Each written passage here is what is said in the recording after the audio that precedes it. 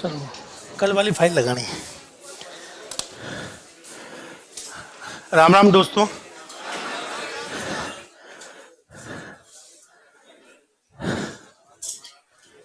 क्या सभी दोस्त आ गए?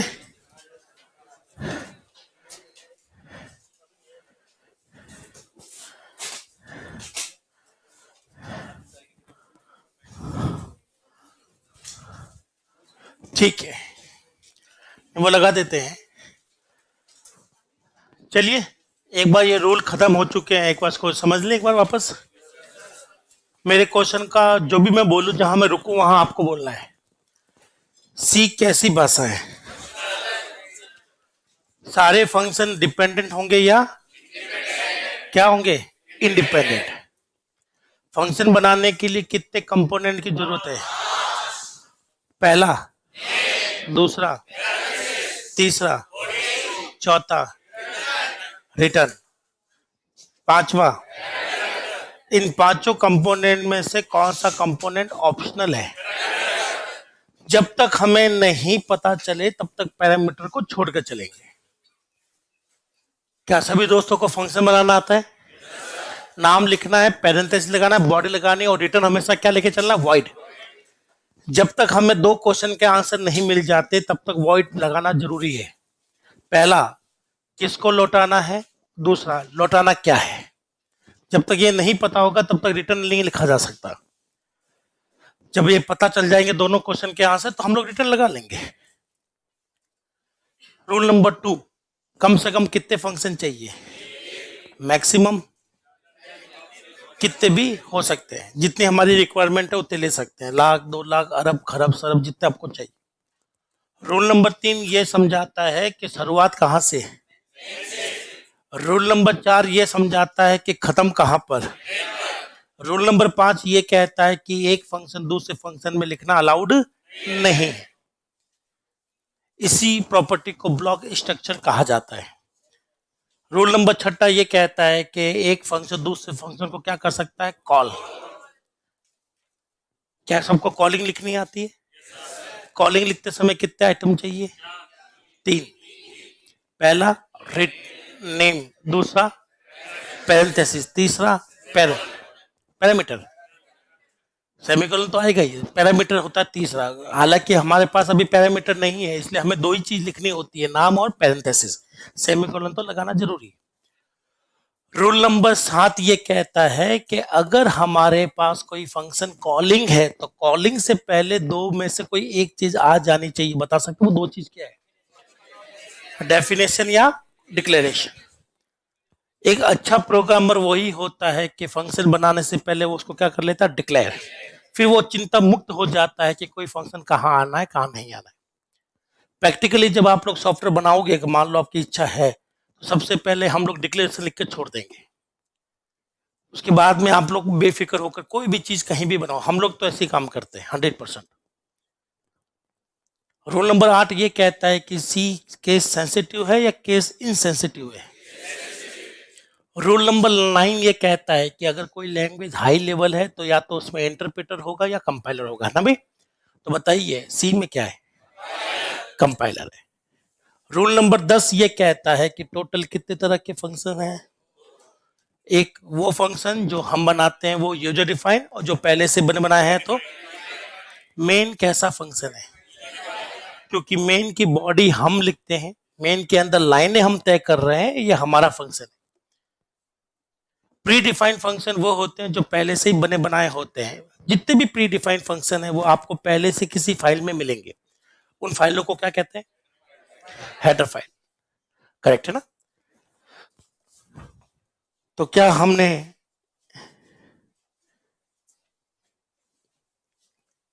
याद कर लो, प्रिंटफ किस हेडर फाइल में है और CLR। चलिए एक छोटा सा प्रोग्राम बनाते हैं, फिर आप लोग आगे बढ़ेंगे, ठीक है ना?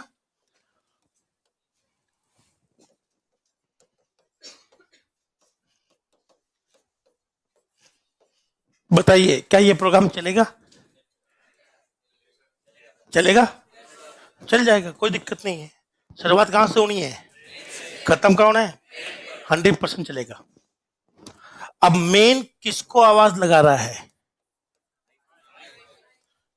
अब आपके पास दो विकल्प है, या तो हाई को बना लो, नहीं अगर आपको लगता है ये बना बनाया है तो उस फाइल को ले आओ, पर हमें तो चाहिए। क्या लगता है, ये बना बनाया है, बनाना पड़ेगा, बना लो, ये लो वॉइड हाई। अब बताइए कोई एरर है? शुरुआत कहां से, किसको बोला है? हाई चला, हाई खत्म, वापस मेन में आएंगे, मेन खत्म। अब बताइए हमने यहां पर किसको आवाज लगाई है? प्रिंट एफ को। प्रिंट एफ की बॉडी में देखो, क्या इसकी बॉडी में कुछ लिखा हुआ है? तो यहां पर भी कुछ नहीं लिख रहा है। अब प्रिंट एफ कैसा फंक्शन है, प्री डिफाइंड या यूनिफाइंड? उसकी बॉडी में कुछ लिखा हुआ है तो हमें भी यहां पर कुछ ना कुछ लिखना पड़ेगा, ठीक है ना भाई। दूसरा, अब इस प्रोग्राम को प्रिंटफ की बॉडी चाहिए। अब आपके पास दो ऑप्शन वापस आ गए, या तो बना लो या किसी फाइल में है तो ले आओ। क्या लगता है, फाइल में पड़ा हुआ है? उस फाइल का नाम क्या है? stdio.h। क्या ये फाइल ऐसे जोड़नी है? जोड़ने के लिए कमांड चाहिए होंगे ना, हैश इंक्लूड।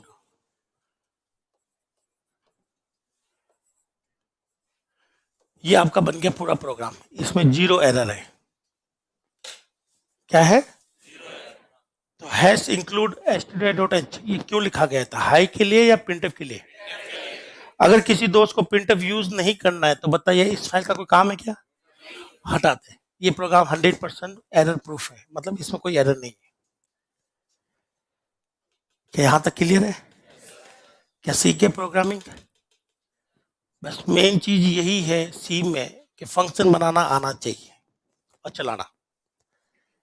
आप चाहे कितनी भी लाइन का प्रोग्राम बना लो, 1 या 1 करोड़, आपको यही करना है।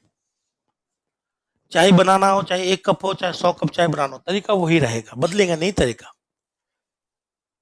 अब बस आपको नए नए फंक्शन सीखने हैं और नए नए काम करने हैं। काम करने का अंदाज मैंने आपको बता दिया बस।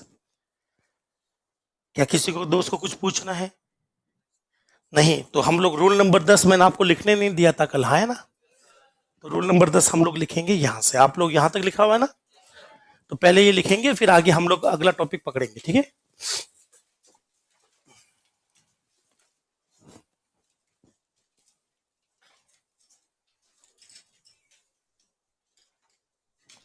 आज फिर किसी को बोर्ड पर आना पड़ेगा दोस्त। आज शनिवार है, आप मना भी नहीं कर पाओगे। जितना जल्दी आओगे उतना बेनिफिट पाओगे। आप जितने लोग हो उससे ज्यादा मेरे पास सी के टॉपिक है, तो कभी ना कभी किसी ना किसी का नंबर आ ही जाएगा।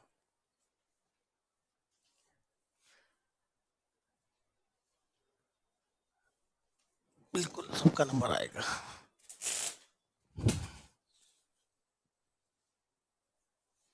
जितने दोस्त ऑनलाइन बैठे हैं सभी दोस्तों का एक बार बहुत बहुत स्वागत है तहे दिल से। और आप मुझे बता सकते हैं जो लोग ऑनलाइन बैठे हैं कि अगर आपको किसी पॉइंट में दिक्कत है तो आप पूछिए। अगर हम हेडर फाइल को डिक्लेयर कर रहे हैं और प्रिंटफ यूज नहीं कर रहे हैं तो प्रोग्राम एरर देगा? नहीं देगा, ठीक है। अगर आपको 4 रोटी खाने की इच्छा है, कोई 10 रोटी लाकर दे दे तो क्या खा पाओगे? यस, पड़ी रहेगी, काम का कुछ नहीं वो। तो अगर आपने हैश इंक्लूड stdio.h लिखा है पर काम में नहीं लिया, वो आपकी इश्यू है। मैं चाहे तो हाई बना लूं, काम में नहीं कॉल करूं, मेरी इच्छा है, इसका कोई दिक्कत नहीं आएगी दोस्त, ठीक है ना? तो लिख सकते हैं आप लोग।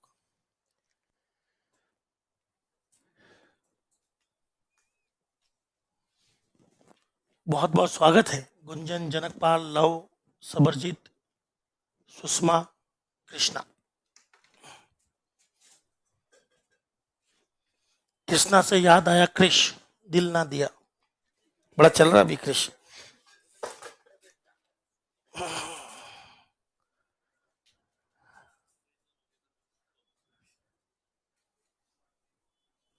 डिक्लेरेशन और डेफिनेशन में एक यूज कर सकते हैं? नहीं। डेफिनेशन मतलब फंक्शन खुद है, डिक्लेरेशन मतलब घोषणा, और कॉलिंग मतलब पुकारना। ये 3 अलग अलग कंसेप्ट होते हैं। और कौन सा हथियार किस समय चलाना वो आपको आना चाहिए। ये 3 अस्त्र अलग है। हाँ बिल्कुल करता है, पर कौन करता है इसकी ये सबसे अंतिम पड़ाव है हमारा सीखा। कि सब मेन भी एक फंक्शन है, इसको भी कोई ना कोई कॉल करेगा। कौन करेगा वो हमारा सबसे बड़ा क्वेश्चन है। जब वो समझ में आएगा तब मजे मजे, और उस दिन आपकी सीख खत्म हो जाएगी। सच में उसी दिन आपकी सीख खत्म हो जाएगी जिस दिन आपका ये क्वेश्चन चलेगा कि आखिर मेरे को कौन बुला रहा था। क्या सभी दोस्तों ने लिख लिया? ये बाहर कौन गरगस्ते की लड़ाई कर रहे बाहर? दूसरे बैच में ऐसे 2 बार मारो, तुम करो करो। हाँ बस, क्योंकि जब हमारे घरों में चूहे दौड़ते हैं करने से वो शांत हो जाते हैं।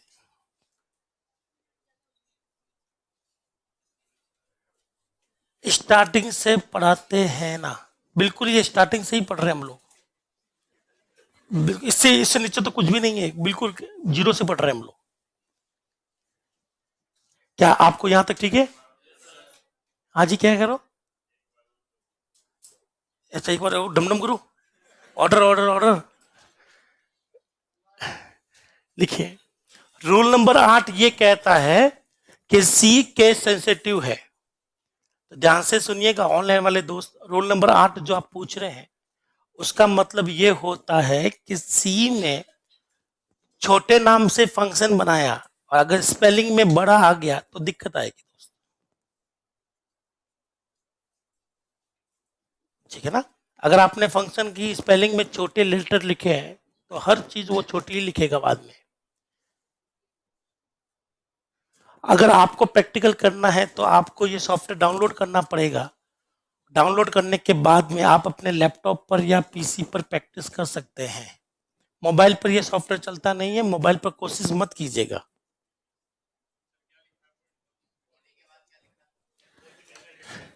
बॉडी के बाद में लिखा है डेफिनेशन।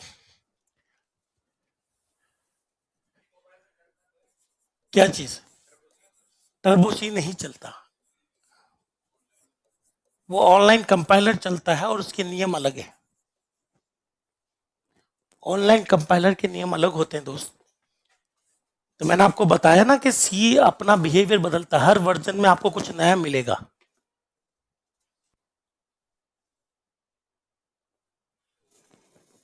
तो अगर मैं आपको जो भी सिखा रहा हूं अगर आप नए कंपाइलर पर ट्राई करेंगे तो आंसर बदल सकता है।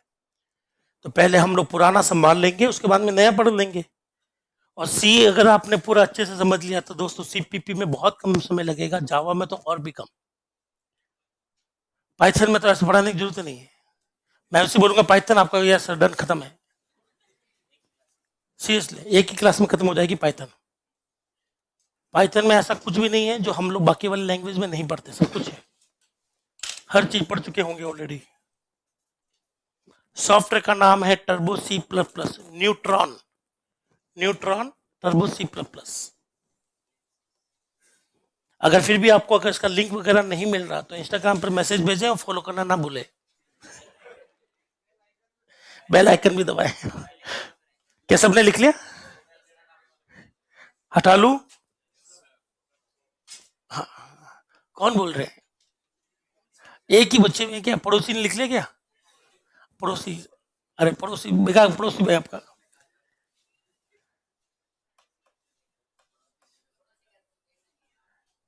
आप पड़ोसी की कॉपी देख सकते हो लेकिन पूछना कुछ नहीं पड़ोसी से। हटा लू? ये देखे,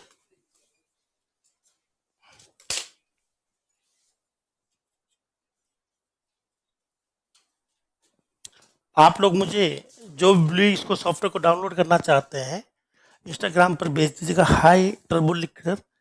मैं आपको उसका लिंक शेयर कर दूंगा, वहां जाकर आप लोग डाउनलोड कर सकते हैं। आईडी आपको मेरा नाम, कितने लोगों को मेरा नाम नहीं पता? क्योंकि बाकी लोग सिर्फ अवतार नाम से जानते हैं, लेकिन किसी को नाम पता है मेरा?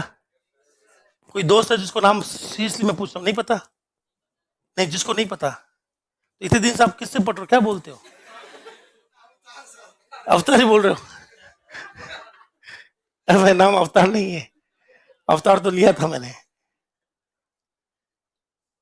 तभी मैं अपना नाम बता देता हूँ। आपका कोई भी अगर पर्सनल क्वेश्चन भी है कि साहब मोबाइल कौन सा खरीदे, वो भी आप पूछ सकते हैं।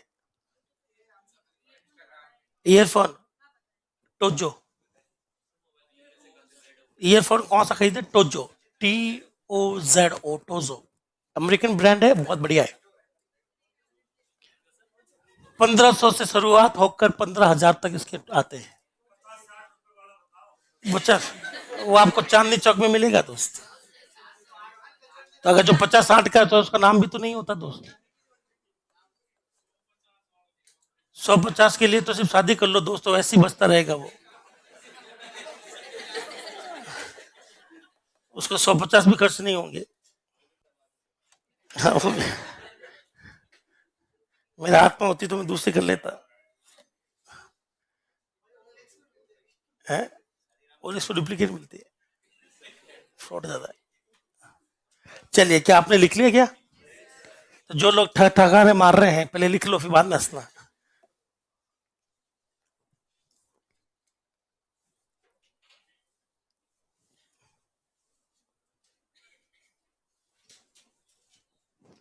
चलिए, सब लोग लिख चुके हैं। अब हाँ, बिल्कुल जरूरी है। क्यों जरूरी है? वो शायद आपका कल वाले क्लास में, मतलब कल बोले तो अगली क्लास में क्लियर होगा कि ये हैश इंक्लूड अलग क्यों दिखता है। आपने कोडिंग के समय देखना, ये सबसे हटकर दिखता है हैश इंक्लूड। क्यों दिख रहा है अलग? इसका भी कारण है। हटा लू मैं दोस्त? ठीक है, ये याद रखना जरूरी है, ये मजबूरी है आपकी और मेरी दोनों की, क्योंकि हमने कुछ नहीं बनाया है, सब कुछ बने बनाया है। तो आपको याद रखना पड़ेगा कि प्रिंट एफ किस फाइल में लिखा हुआ है और CLR SCR किस फाइल में है। प्री डिफाइंड फंक्शन दो मैंने अभी तक आपको बताया नाम। अब इनका यूज करना सिखा दूं मैं, ताकि हम लोग आगे वाले टॉपिक में इनका यूज करते हुए चलेंगे।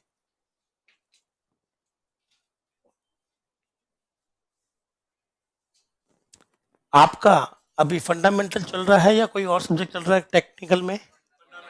और फंडामेंटल में क्या चल रहा है दोस्त? CPU खत्म हो गया, CPU मेमोरी शुरू होगी, है ना? ठीक है।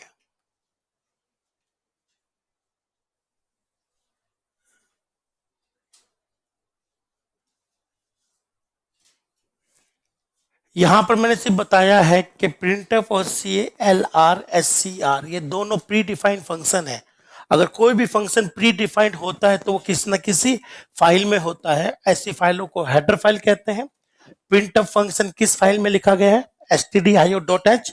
और CLR SCR किस में लिखा गया है? conio.h। है, बहुत सारे हैं, दुनिया भर के हेडर अपने पास प्री डिफाइंड फंक्शन पड़े हुए हैं।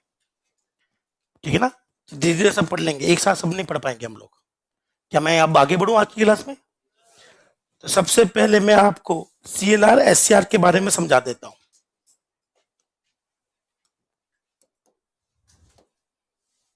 तो आज हम जो हमारी, अभी कोई दोस्त लिखेगा नहीं, इसका नाम है CLR SCR। इस फंक्शन की चर्चा कर लेते हैं, कर ले चर्चा। सावधानी से सुनना, साथ साथ बोलिए। यह एक प्री डिफाइंड फंक्शन है या यूजर डिफाइंड फंक्शन है? कैसा फंक्शन है? प्री डिफाइंड फंक्शन है। क्या ये लाइन आपको क्लियर होगी? अगर ये प्री डिफाइंड है तो ये किस फाइल में लिखा हुआ है? तो यह फंक्शन किस फाइल में लिखा हुआ है? कौन सी, नाम बताइए। conio.h हेडर फाइल में लिखा है। क्या यहां तक ठीक है दोस्त? चलिए, इस फंक्शन से पहले इस हेडर फाइल का नाम याद कर लेते हैं। बताइए इसका नाम क्या है? conio.h। कौन का मतलब होता है कंसोल, आई का मतलब क्या होता है? ओ का मतलब, और .h का मतलब हेडर फाइल। इस फाइल का नाम इनपुट आउटपुट तो समझ में आता है, कंसोल का मतलब क्या है? नहीं नहीं नहीं, अरे पहले पहले सोचो, पहले सोचो फिर बोलो। बिल्कुल, कंसोल का मतलब क्या है? जिस पर वर्क करते हैं, ठीक है, जो आपको प्लेटफॉर्म दे रहा है, ठीक है, और सारे नेसेसरी कंपोनेंट, ठीक है। और कोई दोस्त? बिल्कुल ऑपरेशन कर सकते हैं। कितने लोगों ने सी कभी नहीं पढ़ी? बताइए क्या समझ में आया? क्योंकि सटीक आंसर कहीं नहीं था। सटीक आंसर, चलिए मैं आपको दिखाता हूं सटीक आंसर क्या है। बोलो, कंसोल का मतलब माध्यम, बिचौलिया, ये होता है। कंसोल का मतलब क्या होता है? माध्यम है, बिचौलिया है। सब ये माध्यम किसके बीच का माध्यम है? तो ध्यान से सुनना है दोस्तों। ये है हमारा प्रोग्राम। क्या है ये हमारा? ये हमारा प्रोग्राम है, और हमारे प्रोग्राम में कई बार हमें वैल्यू लेनी पड़ेगी कीबोर्ड से, और कई बार वैल्यू देनी पड़ेगी मॉनिटर को, है ना, ताकि आउटपुट हमें दिखे। तो हमारा प्रोग्राम कुछ हार्डवेयर को चलाना चाहता है, चाहे वो हार्डवेयर हमारा मॉनिटर हो, चाहे वो हार्डवेयर हमारा कीबोर्ड हो, ताकि मैं अपने कीबोर्ड से कोई वैल्यू ले सकूं अपने प्रोग्राम में। जैसे कि आप लोग 2+3 का भी कैलकुलेटर कभी यूज किया आपने? तो आपका जो सॉफ्टवेयर है कैलकुलेटर में, वो आपके कीबोर्ड से वैल्यू उठाता है 2 और 3, जब आप लोग दबाते हो, फिर वो उसको कैलकुलेट करता है, और फिर वो आउटपुट पर क्या दे देगा? आंसर। तो आपको, तो मैं एक ऐसा प्रोग्राम बना दूं जहां आप लोग कीबोर्ड से वैल्यू डालोगे, 2 वैल्यू डाली आपने, 2 और 3, और प्लस किया, तो इससे आंसर क्या बनाएगा प्रोग्राम, और ये 5 वापस कहां सप्लाई करना है? तो मेरे प्रोग्राम को हार्डवेयर से बातचीत करनी जरूरी है, हाँ या ना? बातचीत करने के लिए मेरे प्रोग्राम को कोई भी अधिकार नहीं दे रखा है हार्डवेयर चलाने का। मैं और आप अच्छे से जानते हैं कि हमारे कंप्यूटर में इकलौती एक ही चीज है जो हार्डवेयर चलाती है, वो है ओएस। कौन है दोस्तों? अगर हमारे प्रोग्राम को कोई वैल्यू चाहिए तो हमारा प्रोग्राम पहले किसके सामने गिड़गिड़ाएगा? ओएस, हाँ, कि भाई मुझे कीबोर्ड से वैल्यू लाके दे। तो कीबोर्ड से वैल्यू पहले कौन लेके आएगा, और ओएस से ये वैल्यू कहां ट्रांसफर होगी? प्रोग्राम। अब इसने जो भी काम करना था कर लिया। अब इसको चाहता है कि मॉनिटर पर इसका आंसर प्रिंट हो जाए। इसके पास मॉनिटर चलाने का या हार्डवेयर चलाने का अधिकार नहीं है, तो ये वापस किसके सामने गिड़गिड़ाएगा? ओएस के सामने। और ओएस इसकी वैल्यू को कहां भेजेगा? तो बताइए, हार्डवेयर और प्रोग्राम के बीच बिचौलिया कौन है? हमारा प्रोग्राम किसके माध्यम से हार्डवेयर चला रहा है? यही है कंसोल। क्या है ये? कंसोल है, यही है माध्यम। क्या कभी किसी ने वीडियो गेम खेले हैं? तो वीडियो गेम खेलने के लिए आपके हाथ में जॉयस्टिक होती है, वहीं से आप पूरा कंट्रोल करते हो, वहीं से आप गेम चला रहे हो, है ना? उसी वीडियो गेम की जो जॉयस्टिक होती है, उसी को कंसोल कहते हैं हम लोग, क्योंकि आप उसी के माध्यम से पूरा गेम कंट्रोल कर रहे हो। तो हमारा प्रोग्राम किसके माध्यम से पूरे हार्डवेयर को कंट्रोल कर रहा है? ओएस के माध्यम से। तो ओएस हमारा क्या होता है? कंसोल। क्या अब आपको समझ में आया कंसोल का मतलब क्या है? माध्यम या बिचौलिया, जिसकी मदद से हमारा प्रोग्राम हार्डवेयर चला रहा है। क्या मैंने, आपने, कितने लोगों ने सी के प्रोग्राम बनाए हैं? हाथ उठाइएगा एक बार। एक ऐसा क्वेश्चन जो आपको भी, शायद उसको भी, आपको भी नहीं पता होगा, चाहे आपने कितने भी प्रोग्राम बनाए हो। बहुत आसान क्वेश्चन, इतना आसान कि आपने कभी सोचा भी नहीं कि कोई चीज इतनी आसान हो सकती है दुनिया में। चलो एक बार हाथ उठाइएगा, देखते हैं कितने लोगों ने सी के प्रोग्राम बनाए हैं। कितने बनाए होंगे आपने? 10 या 10 से ज्यादा? कोई है जिसने 10 से ज्यादा प्रोग्राम बनाए? कितने बनाए? पता नहीं, करीब 1-2 करोड़ तो बनाए होंगे। चलो मैं मान लेता हूं कि आप सभी लोगों ने 100-200 प्रोग्राम बनाए होंगे। क्या आपने 10 प्रोग्राम बनाए होंगे?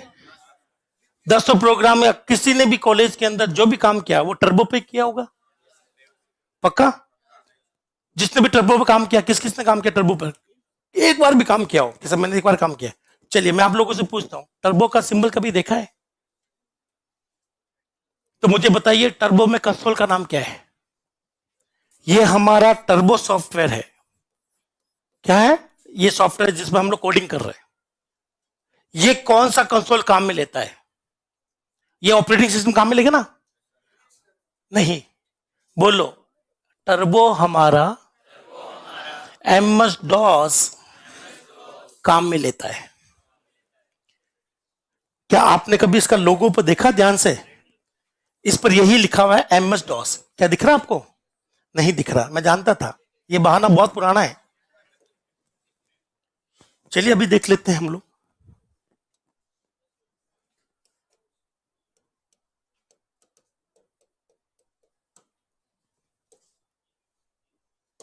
क्या यही तो आइकन है वो?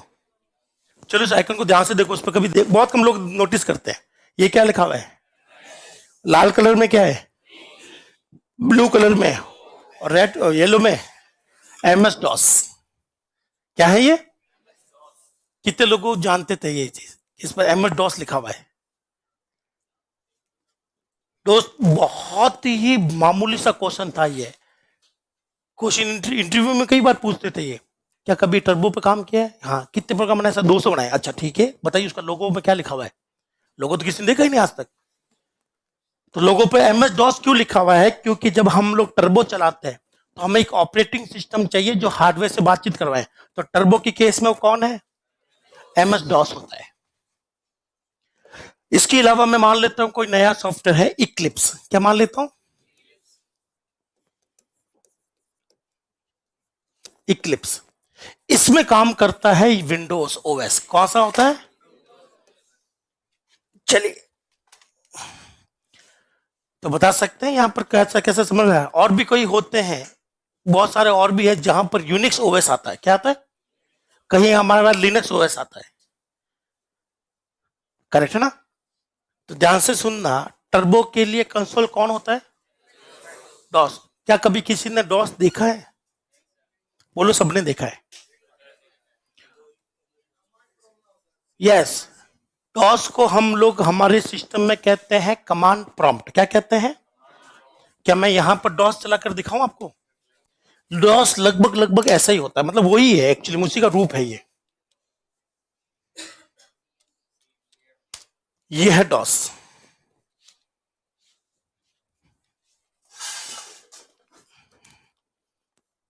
ये है डॉस दोस्तों। डॉस कौन सी कलर में आता है? ब्लैक। चलिए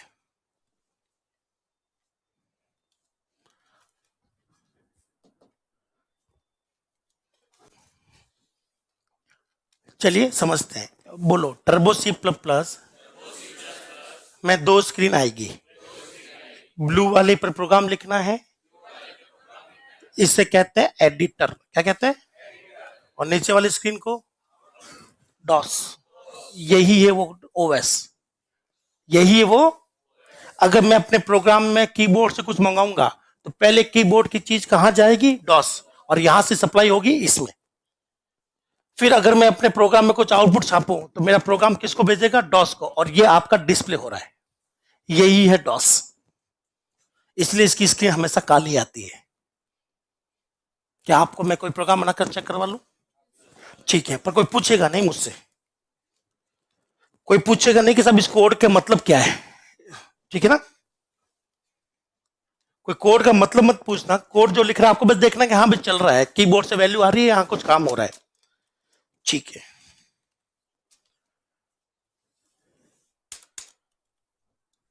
नीचे आ गया मैं? अच्छा।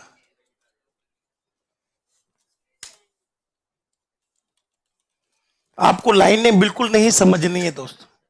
हैश इंक्लूड क्या सही है?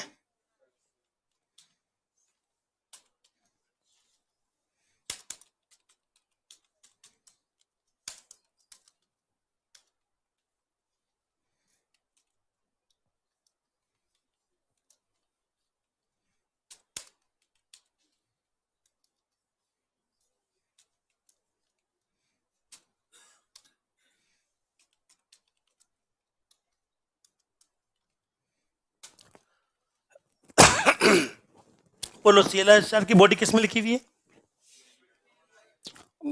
बोलो स्कैनर फॉर प्रिंट है। दोनों के दोनों stdio.h में है। तो एक हेडर फाइल में एक फंक्शन नहीं होता, एक से कई ज्यादा होते हैं। किसी को देखना है?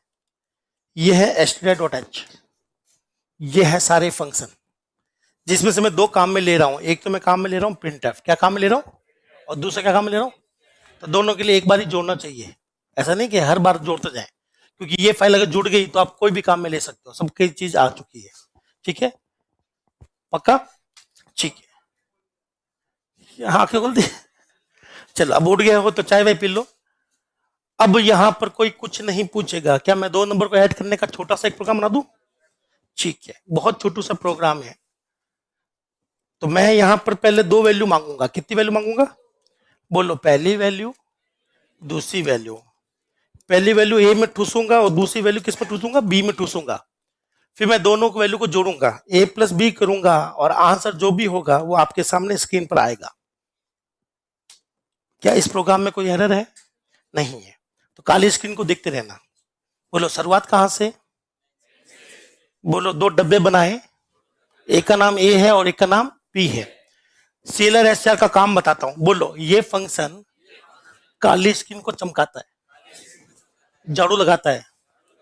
पहले से साफ है तो एक बार और साफ कर देंगे। अब ये आपकी 2 वैल्यू मांगेगा, पहली वैल्यू ए में डालेगा, दूसरी वैल्यू बी में मांगेगा। पर जब इसको वैल्यू चाहिए, इस प्रोग्राम को क्या चाहिए, तो ये किससे मांगेगा? तो हमें डॉस में जाना पड़ेगा। ये आ गया डॉस। तो बताइए पहली वैल्यू क्या डाल दूं मैं? 8। दूसरी वैल्यू क्या है? तो बताइए ये कितनी वैल्यू मैंने डाली थी? ये दोनों वैल्यू मैंने किसको दी थी? ये कंसोल को दी थी, डॉस को दी थी। अब डॉस ने ये दोनों वैल्यू किसको दे दी? प्रोग्राम को। तो बताइए ए की वैल्यू कितनी? 8। बी की? अब 8 प्लस 7 कितना हुआ? 15। अब ये आंसर कहां भेजेगा? आउटपुट पर। तो आपको यही दिखेगा, देखना 15, और ये आपको डिस्प्ले हो रहा है। तो क्या आपको ये चीज समझ में आई? तो बताइए, कीबोर्ड से वैल्यू सीधा प्रोग्राम में घुसी थी या काली वाली स्क्रीन पे घुसी थी? और यहां से माल किसने उठाया था?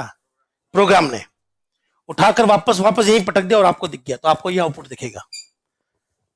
लाइनें बिल्कुल नहीं समझनी थी, बस आपको ये समझना था कि साहब जो भी मांगा जा रहा है ना, वो काली स्क्रीन पर दिया जा रहा है। प्रोग्राम काली वाली स्क्रीन से उठाएगा और काली वाली स्क्रीन को वापस दे देगा। क्या ये चीज समझ में आई आपको, कंसोल? और अगर आप लोग ये यूज करते हो इक्लिप्स, तो वहां पर विंडोज ओएस रोल निभाएगा। क्या रोल निभाएगा? Windows OS. हाँ, नेटबीन्स के लिए भी विंडोज है, डेव सी प्लस प्लस के लिए भी विंडोज है, और इक्लिप्स के लिए तो विंडोज और लिनक्स दोनों है। ये क्रॉस प्लेटफॉर्म कहलाता है। इक्लिप्स क्या चलता है? क्रॉस प्लेटफॉर्म, ये हर जगह चलता है। पर उसमें भी हम लोग नहीं फंसेंगे, ठीक है? क्या आपको कंसोल का मतलब समझ में आ गया? क्या कंसोल का वर्ड क्लियर है? तो कंसोल किसको कहते हैं? माध्यम को कहते हैं। और हमारा प्रोग्राम और हार्डवेयर के बीच में माध्यम कौन है? ओएस। टर्बो में ये रोल किसने निभाया है? बाकी वाले सॉफ्टवेयर में विंडोज। तो साथ साथ बोलिएगा, CLR SCR function console screen को, काली वाली स्क्रीन को, डॉस स्क्रीन को, ओएस स्क्रीन को साफ करता है। इसीलिए इसे झाड़ू कहते हैं। चलिए करके दिखाते हैं।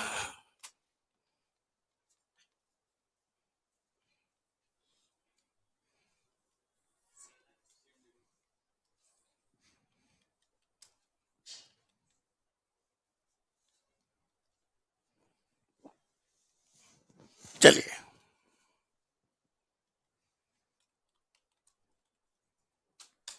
आप कितनी बार भी झाड़ू लगा सकते हो, आपकी इच्छा, ठीक है ना? आपके कोई मना नहीं कर रहा है। इच्छा होनी चाहिए बस।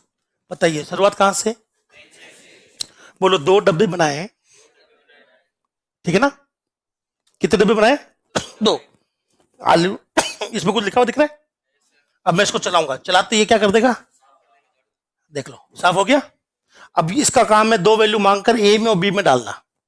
तो ये वापस वैल्यू मांग रहा है। अब कीबोर्ड आपकी वैल्यू कहां सप्लाई कर रहा है? ब्लू स्क्रीन को या काली स्क्रीन को? तो पहली वैल्यू है 9, कितनी?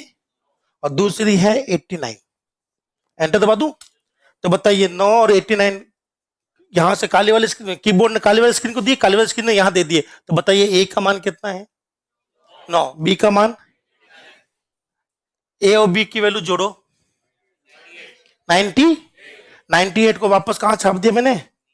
आउटपुट स्क्रीन छाप दिया। फिर वापस क्या लगा दिया? झाड़ू। तो बताइए यहां पर जो भी लिखा हुआ क्या हो जाएगा? साफ। झाड़ू चल गया। अब वापस क्या छाप दिया? एंड। क्या आपने देखा झाड़ू का कमाल? ये काली स्क्रीन को साफ करता है और उसका कोई लेना देना नहीं है किसी से। तो क्या आपको सीएलआर एससीआर समझ में आ गया? अगर आपको उसको यूज करना है तो आप बस इसकी कॉलिंग कर सकते हो। क्या कर सकते हो? तो यहां पर लिखेंगे, साथ साथ बोलिए, syntax of CLR SCR calling. CLR SCR की तो हमें सिर्फ कॉलिंग करनी, बनाना थोड़े, ये तो बना बनाया है। तो कॉलिंग करते समय आपको क्या क्या लिखना पड़ता है? नाम, ठीक है, फिर पैरेंथेसिस। बताइए इसके पैरामीटर में कुछ लिखा हुआ था? नहीं था, याद रखना वो में। तो यहां पर भी कुछ नहीं आएगा, और लास्ट में आपको क्या लगा देना है? जिस बंदे को इसकी कॉलिंग करनी तो वो ऐसा करेगा। क्या आपको ये पूरा आइडिया क्लियर हो गया? पक्की बात? तो लिख लें CLR SCR, नए पेज से हेडिंग डालें CLR SCR।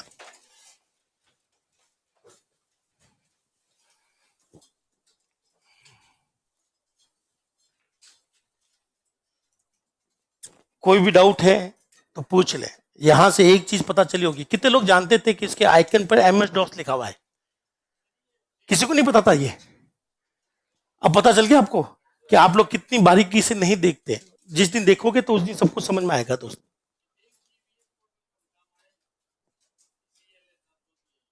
हाँ, अभी मैं आगे लिखवाता हूँ, रुक जाओ, एक लाइन और लिखवा देता हूँ, पहले एक बार ये लिख लो, फिर बताता हूँ ये वहां पर काम क्यों नहीं आता। ठीक है ना दोस्त? ये भी पता होना चाहिए वहां पर काम क्यों नहीं आता।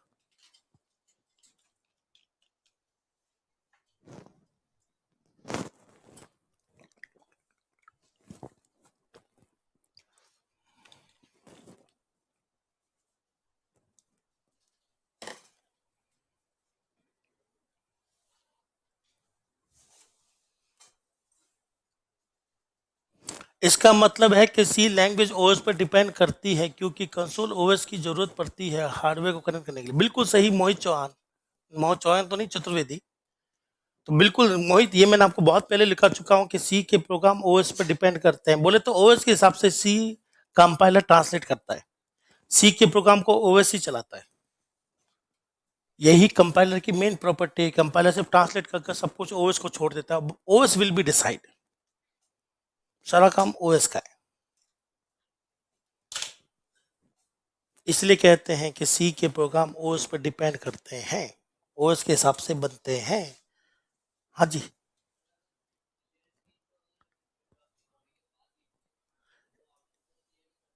एरर, कोई भी लाइन जो चलने वाली है वो फंक्शन की बॉडी के बाहर नहीं आ सकती। सिर्फ एक लाइन फंक्शन की बॉडी के बाहर आ सकती है जो कभी नहीं चलती हो, जैसे कि डिक्लेरेशन, हैश इंक्लूड, ये चलने के लिए नहीं है, ये तो जोड़ने के लिए था। चलने वाली लाइन है, फंक्शन के अंदर आएगी, यही रूल नंबर 1 है हमारा। सारा काम किसके माध्यम से होगा? फंक्शन के। और एक फंक्शन दूसरे फंक्शन को कॉल कर रहा है, तो मेन कॉल कर रहा है CLR SCR को। कॉलिंग के, किसकी भी कॉलिंग के बाद लिखो, जहां पर भी CLR SCR जिस दिन चलने की टर्न आएगी उस दिन ये काली स्क्रीन को साफ कर देगा। आप इसके हिसाब से कहीं भी लगाओ, सब कुछ साफ कर देगा, आपके ऊपर है। आप झाड़ू कब लगा रहे हो? लिखने से पहले झाड़ू लगाकर लिखना है या लिखने के बाद झाड़ू लगाना है? जब भी झाड़ू लगेगा साफ कर देगा ये। अब आप इसको सोच समझ के इसको लगाना, इसको है नहीं लगाओ तो ये कभी आउटपुट साफ ही नहीं होगा, काली स्क्रीन बढ़ती रहेगी, कचरा होता रहेगा इस पर। आप कहो तो मैं इस प्रोग्राम में काली स्क्रीन हटा देता हूँ, वो छापता रहेगा, ये करता रहेगा, लेकिन पुराना चीज दिखती रहेगी आपको, वो कभी साफ हो ही नहीं है।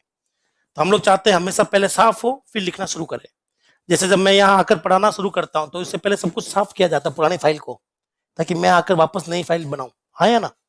यही है CLR SCR जो सर करके गए थे थोड़ी देर पहले। तो सर को ही CLR SCR बोलो आप के साथ। जैसे ही मुझसे पहले जो क्लास थी उन्होंने वो सारी फाइल हटाकर एकदम क्लीन करके चले गए मेरे लिए। क्या आपको अब कोई डाउट है? क्या क्लियर है? एक एक शब्द पर ध्यान देना है, अगर एक एक पर ध्यान दोगे, गौर दोगे तो बढ़िया है। हाँ, डॉट सी का मतलब सी फाइल होता है, डॉट CPP मतलब CPP फाइल, डॉट जावा मतलब जावा फाइल, डॉट H मतलब हेडर फाइल। हटा लो दोस्त, कोई दोस्त जो अभी भी लिख रहे हैं ये लिखिएगा। डायग्राम बहुत ही सुहावना है, बहुत ही अंदरूनी डायग्राम है, बहुत ही गहरा डायग्राम है। हर वो चीज जो बिहाइंड द स्क्रीन होती है वो आपको समझ में आनी चाहिए, तभी एक अच्छे प्रोग्रामर है। तो ये चीज आपकी बिहाइंड द स्क्रीन होती है, किसी को नहीं पता था कि आखिर ऐसा क्यों हो रहा था।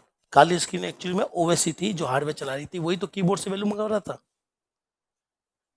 तो हमारा प्रोग्राम और हार्डवेयर, हमारे प्रोग्राम को वैल्यू चाहिए होगी कीबोर्ड से, मॉनिटर चाहिए होगा दिखाने के लिए, तो हमारा प्रोग्राम और हार्डवेयर के बीच बिचौलिया है ओएस। बिचौलिया मतलब माध्यम, और इसी के माध्यम से हम लोग हार्डवेयर चलाते हैं प्रोग्राम हमारा, इसीलिए इसको कंसोल नाम बोला गया है।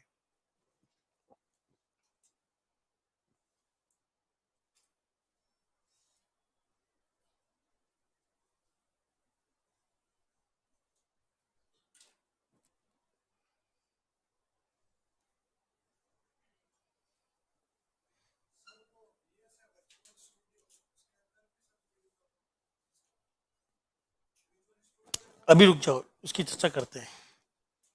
अभी रुक जाओ, पहले ये लिख लो, एक लाइन लिखवा देता हूँ, फिर आप लोग आगे बढ़ लेना।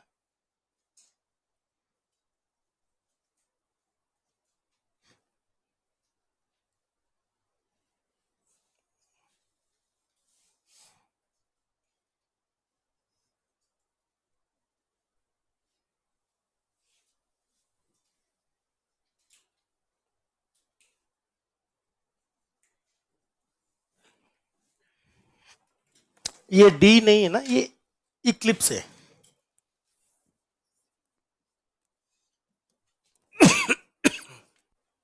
डी नहीं है, इक्लिप्स, इक्लिप्स। कोई डाउट नहीं किसी दोस्त को? तो मेरे साथ साथ दोहराइए जो लोग लिख चुके हैं। बोलो, कौन आयो डॉट एच किससे जुड़ा हुआ है, विंडोज से या डॉस से? आज की डेट में डॉस बंद हो गया ना, इसलिए कौन आयो डॉट एच फाइल किसी और आईडी में नहीं चलती। यही तो वो दोस्त कह रहे थे, ये कह रहे हैं साहब मैंने तो किसी और सॉफ्टवेयर पर काम किया, तो वहां तो कौन आयो डॉट एच चलता ही नहीं है। वहां पर कौन आयो डॉट एच क्यों नहीं चलता? जैसे इक्लिप्स पर कौन आयो डॉट एच ये हेडर फाइल चल ही नहीं सकती। क्यों नहीं चलती? ध्यान से सुनना। इक्लिप्स पर कौन होता है? कंसोल। और कौन आयो डॉट एच किसके लिए बनाई गई थी? डॉस के लिए। अब डॉस ही नहीं है तो फिर उसका काम क्या है? तो साथ साथ बोलिएगा, कौन आयो डॉट एच, कौन आयो डॉट एच केवल डॉस के लिए काम करती है। अगर डॉस नहीं तो कौन आयो डॉट एच फाइल भी नहीं। चलिए एक बार इसको वेरीफाई कर लूं मैं। ठीक है, इसको वेरीफाई कर लेते हैं। क्या आपने इस प्रोग्राम में सीएलआर एससीआर का यूज किया है? कौन आयो का यूज किया है? ठीक है। अब हम लोग कोई नया कंपाइलर चेक कर लेते हैं। मेरे पास अभी नया होगा नहीं, मैं कल परसों में डाल दूंगा। उससे पहले मुझे यहाँ पर लिखना है क्रोम। क्या लिखना है? क्रोम। यहां लिखा मैंने ऑनलाइन सी कंपाइल। बोलो, नए वाले कंपाइलर में कंसोल कौन होता है? डॉस होता है या विंडोज होता है? विंडोज होता है ना भाई। तो हम लोग यहाँ पर लिखते हैं हैश इंक्लूड। क्या लिखते हैं दोस्त? हैश इंक्लूड लिखते हैं नए वाले में, कौन आईओ डॉट एच। ठीक है ना भाई, आगे मैंने कुछ नहीं लिखा, बस इतना सा। अब मैं इसको रन कर दूं क्या? क्या लिखा आ रहा है, कोई पढ़ेगा मेरे लिए? बोलो, no such file is available. ये कहता है इस नाम की कोई फाइल है ही नहीं, क्योंकि जिस दिन डॉस दुनिया छोड़ के गया, साथ साथ में कौन चला गया? कौन आया। इसलिए इस पूरे प्रोग्राम में बस यही गलती थी कि ये फाइल यहां चल नहीं रही है। अब ये प्रोग्राम में कोई गलती नहीं चलेगा और आउटपुट भी आपको दिखेगा, और ये जो आउटपुट है यही आपका विंडोज के थ्रू होता है। क्या आपको यहाँ पर आंसर मिल गया? जो भी आपने लिखा है ना वो आपको यहाँ दिखेगा।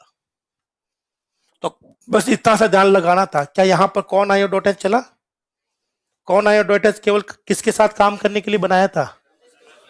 तो भाई ये डॉस है, ये हमारा टर्बो है, ये डॉस के साथ काम करता है, तो यहाँ कौन आयो डॉट एच चलता है। लेकिन जहां विंडोज ओएस होता है वहां कौन आयो डॉट एच का कोई काम नहीं होने की वजह से ये हर जगह नहीं चलती। क्या आपको ये चीज समझ में आई? पक्का? तो बताइए, अभी तक किसी के घर में कोई स्कूटर है? तो क्या उसके पार्ट्स बन रहे हैं या बंद हो गए? तो जैसे जैसे स्कूटर आए थे मार्केट में तो उसके पार्ट्स बनते थे, पर अब स्कूटर नाम की चीज ही बंद हो गई है। स्कूटर आते थे पहले, याद है? चेतक, प्रिया। अब वो बंद हो गए तो उसके पार्ट्स बनना भी बंद हो गया। और जब डॉस बंद हो गया तो डॉट से वाली फाइलें बंद हो गई। अगर आप आज का कोई स्कूटर खराब हो जाए तो आपके पास में उस पार्ट ढूंढना मुश्किल हो जाएगा। अगर किसी के पास नहीं है तो गए काम से, कंपनी तो बना नहीं रही है। क्या आपको ये चीज समझ में आई? पक्का? आज से मान लो ये 20 साल पहले का फोन है, उसका कोई चिप खराब हो गई तो क्या वो कंपनी आज भी वो चिप बना रही है कि बंद कर दी? तो वो खराब भी वापस सही होगा नहीं, फेंकना पड़ेगा उस फोन को। तो उसी तरह से डॉस अब बंद हो चुका है, प्योरली बंद हो चुका है। तो डॉस बंद हो चुका है तो ये कौन आयो डॉट एच भी बंद हो चुका है। तो नए कंपाइलर पे ये सपोर्ट नहीं करता, इसलिए मैंने लिख दिया कौन आयो डॉट एच केवल किस पर काम करता है? डॉस। तो कौन आयो डॉट एच के कोई भी आप फंक्शन काम में ले सकते हो टर्बो के साथ में, लेकिन टर्बो बदला नहीं, कौन आयो डॉट एच को छोड़ना पड़ेगा अपन को। बोलो, इसी वजह से इसे नॉन स्टैंडर्ड हेडर फाइल कहते हैं। स्टैंडर्ड मतलब जो हर जगह चले। std.h हर जगह चलता है, चाहे नया कंपाइलर ले लो चाहे पुराना ले लो, इसीलिए वो स्टैंडर्ड कहलाता है। क्या कहलाता है? क्या है आपको ये लाइन समझ में आ गई? लिख लो। चाहो तो मैं इसको सिंप्लीफाइड रूप में लिख देता हूं।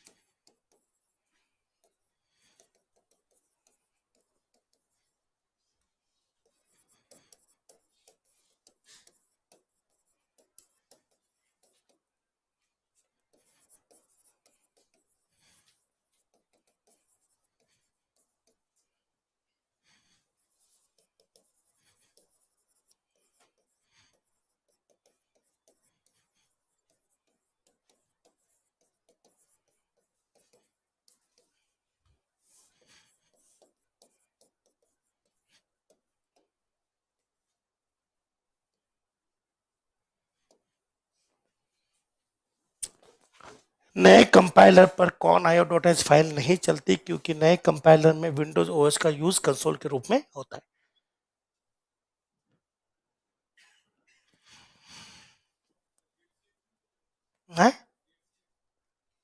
पता नहीं, जिस दिन आएगा उस दिन चला लेंगे, अभी तो कोई पता नहीं है। ठीक है ना? आप मुझसे चाहे कितना भी क्लास डाइवर्ट करवा लो, मैं नहीं करूंगा क्लास। मैं एक एक सीढ़ी चढ़ूंगा। अगर आपने पहले कोई 2-4 सीढ़ी छोड़ कर आगे वाला क्वेश्चन पूछ भी लिया तो मैं उसको बता नहीं पाऊंगा।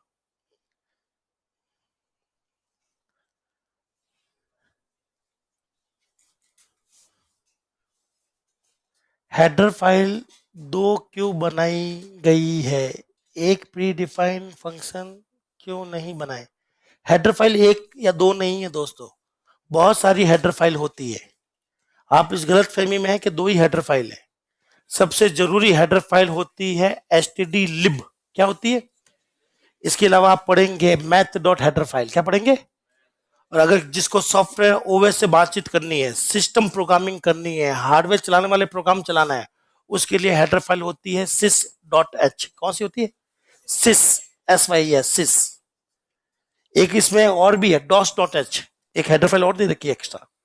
तो बहुत सारी हेडर फाइल है हमारे पास में, और जिससे हम लोग क्या क्या नहीं करवा सकते दोस्त, आपने शायद कल्पना भी नहीं करी होगी। इतनी गजब की चीजें हेडर फाइल बहुत सारा है यहाँ पर। क्या ये सब कुछ क्लियर हो गया? हाँ, ये माइक्रोसॉफ्ट का था। तो माइक्रोसॉफ्ट ने दो ऑपरेटिंग सिस्टम अपने जीवन काल में बनाए हैं। 1983 में उन्होंने सबसे पहले बनाया था एमएस डॉस, 1985 में बनाया था उन्होंने विंडोज। फिर 1990 के दशक में आते आते डॉस का यूज बहुत कम हो गया, विंडोज चल रहा था, तो उन्होंने 96 के अंदर ऐलान कर दिया कि डॉस सपोर्ट नहीं करेंगे। जो जितना है जहां है चलता रहेगा, हम लोग नया सपोर्ट नहीं करेंगे। आज की डेट में विंडोज का जो लेटेस्ट वर्जन है वो 11 चल रहा है, जिसको 2000 कब लॉन्च किया गया विंडो 11 को? एग्जाम में आता है? नहीं। 23 आंसर नहीं है। 12 नहीं। 19 में नहीं। हाँ, एक आया आंसर जब पूरी गिनती बोले थे 18, 19, 20, 21, 22, 23, एक आंसर आ गया था। चलिए, चलो माइक्रोसॉफ्ट से फोन आया, बाद में बात करेंगे। चलो आगे बढ़ू मैं। अब आपकी पेट में तकलीफ होना शुरू होगा दोस्तों। बोलिए श्री श्री श्री 1008। ये है प्रिंट एफ। क्या है? ये हालत खराब करेगा क्योंकि ये क्वेश्चन एग्जाम में आता है। क्या आप लोग तैयार हो? प्रिंट एफ पूर्णतः मन से और तन से। नहीं, तन से नहीं हो, आंखें भी खुली रखनी है। तो क्या आप लोग तैयार हो प्रिंट एफ? क्योंकि जो आपने प्रिंट एफ पढ़ा था कॉलेज में या स्कूल में, वो रत्ती भर काम का नहीं है अपने कंपटीशन में। यहां बहुत कुछ नया देखने को मिलेगा, ध्यान से सुनना, समझना। सबसे पहला,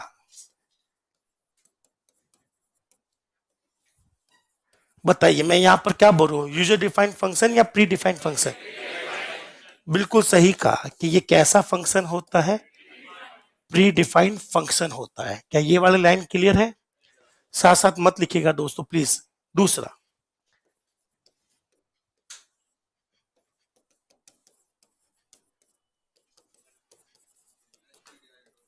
बताइए किस फाइल में लिखा हुआ है? stdio.h। ठीक है, अब इसकी बाल की खाल खींच ले पहले, फिर प्रिंटअप को पढ़ाएंगे। stdio.h। चलिए सबसे पहले इसकी full form, standard input output header file.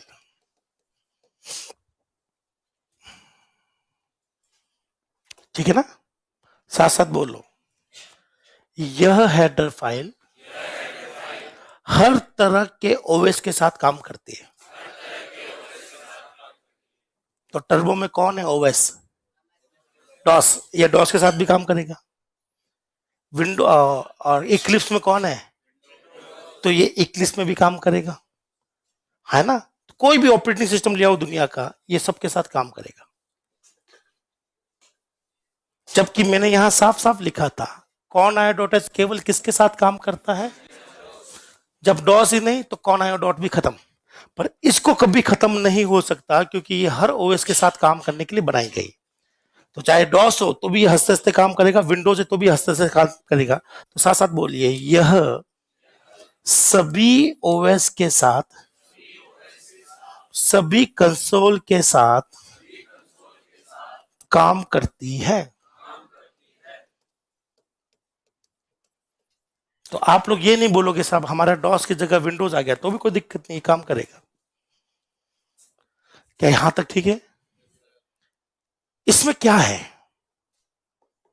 इसमें क्या है? इसमें है इनपुट लेने वाले फंक्शन और आउटपुट देने वाले फंक्शन।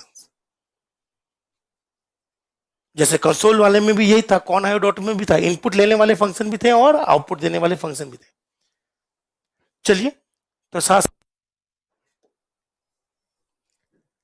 हेलो, आवाज आ रही है ना? साथ साथ दोहराएगा, इस हेडर फाइल में, इस हेडर फाइल में बहुत सारे फंक्शन हैं। जैसे कि कौन है? Print F. कैसा फंक्शन है? प्रिंट एफ फंक्शन है।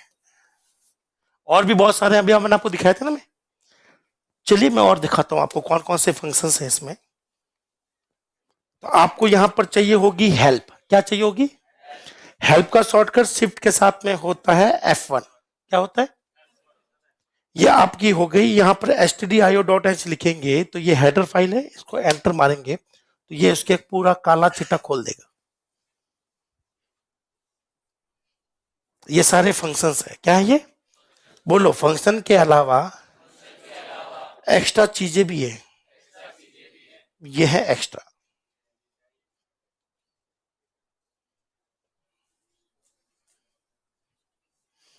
पर तो ऐसे रहे जैसे बहुत कुछ समझ में आ रहा हो। मैं और आप दोनों अच्छे से जानते हो कि रत्ती पर समझ में नहीं आ रहा कि क्या लिखा हुआ है ना? तो ठीक है, पर हमें देखना है कुछ ना कुछ लिखा हुआ है। सर बैठे पढ़ भी और रहे हो, क्या करेंगे? बस आपको देखना कुछ ना कुछ लिखा हुआ है। तो हम लोग इसमें से किसकी बात करेंगे? प्रिंट एफ की। अब मुझे बताइए, साथ साथ बोलिए, यह एक वैल्यू लेने वाला फंक्शन है या प्रिंट करने वाला फंक्शन है? प्रिंट करने वाला। तो यह एक इनपुट फंक्शन है या आउटपुट फंक्शन है? कैसा फंक्शन है? कैसा आउटपुट फंक्शन है? स्टैंडर्ड आउटपुट फंक्शन है। कैसा फंक्शन है? इसका काम है देना, ये लेगा कुछ नहीं, लेने के लिए स्कैनफ था, क्या था, और ये देने के लिए। तो बोलो यह फंक्शन स्टैंडर्ड आउटपुट फंक्शन है। इसे सावधानी से सुनना, स्टैंडर्ड आउटपुट फंक्शन इसलिए कहते हैं क्योंकि यह स्टैंडर्ड आउटपुट हार्डवेयर के साथ काम करता है। किसके साथ? हाँ, कौन सा हार्डवेयर? स्टैंडर्ड आउटपुट के साथ काम करता है, इसीलिए इसका नाम क्या रखा गया? Standard output function. अब ये स्टैंडर्ड आउटपुट हार्डवेयर है क्या? मुझे बताइए, मॉनिटर क्या है? इनपुट है या आउटपुट है? Printer, speaker. तो तीन उदाहरण है आउटपुट के, मॉनिटर हो गया, प्रिंटर हो गया और स्पीकर, ये तीनों आउटपुट डिवाइसेस है। पर तीनों में से एक डिवाइस है स्टैंडर्ड। क्या है? बता सकते हो कौन है? मॉनिटर। तो अगर मैं लिखता हूं कि ये एक स्टैंडर्ड आउटपुट फंक्शन है, इसका मतलब ये मॉनिटर के साथ काम करता है। किसके साथ में? तो साथ साथ बोलो, यह एक स्टैंडर्ड आउटपुट फंक्शन है जो मॉनिटर के साथ, मॉनिटर को ही हम लोग क्या कहते हैं? स्टैंडर्ड आउटपुट डिवाइस कहते हैं। क्या बोलते हैं? क्यों कहते हैं, कोई बताएगा? मॉनिटर को, इसको मारो गोली, मॉनिटर को स्टैंडर्ड आउटपुट डिवाइस क्यों कहते हैं, बाकी वालों को तो स्टैंडर्ड क्यों नहीं कहते? साथ साथ बोलो, दुनिया के सभी कंप्यूटर में मॉनिटर जरूर होगा। क्या दुनिया के हर कंप्यूटर में प्रिंटर होता है? क्या दुनिया के हर कंप्यूटर में स्पीकर होता है? लेकिन दुनिया के हर कंप्यूटर में क्या होता है? मॉनिटर। तो मुझे बताइए, क्या आपके मोबाइल में मॉनिटर है? टच स्क्रीन, ठीक है ना? क्या कीबोर्ड आपने वो देखा है? कैलकुलेटर, क्या कैलकुलेटर में प्रिंटर है? स्पीकर लगा हुआ कैलकुलेटर में? नहीं, पर उसमें मॉनिटर है। देखा मॉनिटर? ऊपर नहीं आती वो। मॉनिटर का मतलब मोटा नहीं होता, मॉनिटर का मतलब है डिस्प्ले। क्या होता है? हर वो चीज जो दिखाकर आउटपुट दे वो क्या होती है? डिस्प्ले। चाहे वो मॉनिटर इतना बड़ा हो, चाहे वो कैलकुलेटर की स्क्रीन हो, हर वो स्क्रीन जो आपको आंसर आउटपुट दिखाकर देती है वो क्या कहलाती है? मॉनिटर। क्या आपने कभी एसी का रिमोट देखा है? एसी के रिमोट पर छोटा सा डिस्प्ले आता है, वो आपका क्या है? मॉनिटर है। तो मॉनिटर दुनिया की हर कंप्यूटर में होने की वजह से मॉनिटर को ही स्टैंडर्ड आउटपुट डिवाइस कहते हैं। क्योंकि ये स्टैंडर्ड आउटपुट फंक्शन है, तो जाहिर सी बात है ये फंक्शन स्टैंडर्ड आउटपुट फंक्शन है जो किसके साथ काम करता है? मॉनिटर के साथ काम करता है। इसका मतलब है अगर आप इसमें कुछ भी लिखोगे तो वो चीज कहां पर सप्लाई की जाएगी? अब मैं इसके अंदर लिखता हूं हाय, तो ये हाय कहां भेज देगा? अब मुझे प्रिंटर पर भेजना है हाय, मैं चाहता हूं कि इस बार मॉनिटर पर कुछ डिस्प्ले ना हो, सीधा प्रिंटर पर जाकर प्रिंटर से निकल जाए। तो उसके लिए कौन सा फंक्शन है?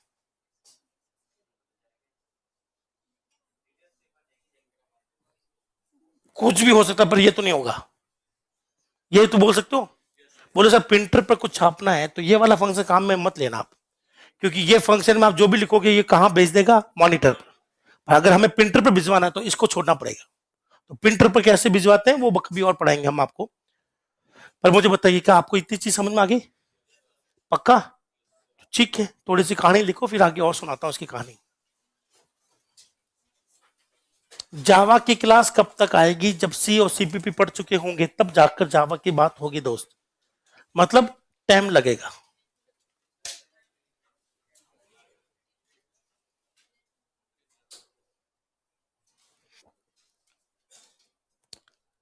क्योंकि आप जो भी पढ़ रहे हो सब कुछ सी प्लस में है और सब कुछ जावा में भी है, एग्जैक्टली सेम है। इसलिए मुझे वहां पर मेहनत नहीं करनी पड़ेगी। तो अभी समझ ले, आगे आपकी और मेरी दोनों की मेहनत बच जाएगी दोस्तों। क्या सी प्लस में प्रिंटफ होता है कि नहीं होता है? क्या सी प्लस में प्रिंटफ होता है या नहीं होता है? कितने लोगों को लगता है नहीं होता है? हाथ उठाना। झूठ लग रहा है, होता है, बस आपने काम में नहीं लिया, वो बात अलग है। आप प्रिंटफ की बजाय सी आउट को पसंद करते हो, पर चाहो तो प्रिंटफ लगाओ ना सी प्लस प्लस में, किसने मना किया है? क्या जावा में प्रिंटफ होता है? यस। प्रिंट भी होता है, प्रिंटफ भी होता है, प्रिंट एलन भी होता है, सब कुछ होता है। जो भी आप सी में पढ़ रहे हैं वो सारा माल ठूसा गया है वापस आगे जावा में और सी में, पॉइंटर नहीं ठूसा गया है। पाइथन में, पाइथन में प्रिंट होता है जो कि इसी का भाई है। डायरेक्ट नहीं लिखते। आप चाहे कुछ भी लिखो, आपका लिखा हुआ मायने नहीं रखता है, मायने रखता कंपाइलर ने क्या लिखा है। तो वो बहुत फायदा है, कंपाइलर भी प्रिंटफ का यूज करता है, लेकिन यूजर के लिए आसानी दे दी उसने कि भाई प्रिंटफ मत लिखो, प्रिंट लिखो आप। अल्टीमेटली पहले उसका इंटरप्रेटर उसको बदलता है इसको। तो ये एक प्री डिफाइंड फंक्शन है जो एक फलानी फाइल में पड़ा हुआ है जिसका नाम है standard input output header file, और ये सभी कंसोल के साथ काम करता है, खाली डोस के साथ काम नहीं करता। कौन खाली डोस के साथ काम करता है, तो जैसे डोस बंद हुआ कौन खत्म। जहां जहां डॉस है वहां वहां कौनियो चलेगा, जहां डॉस नहीं चल रहा वहां कौनियो नहीं चलता, पर ये हमेशा चलता है।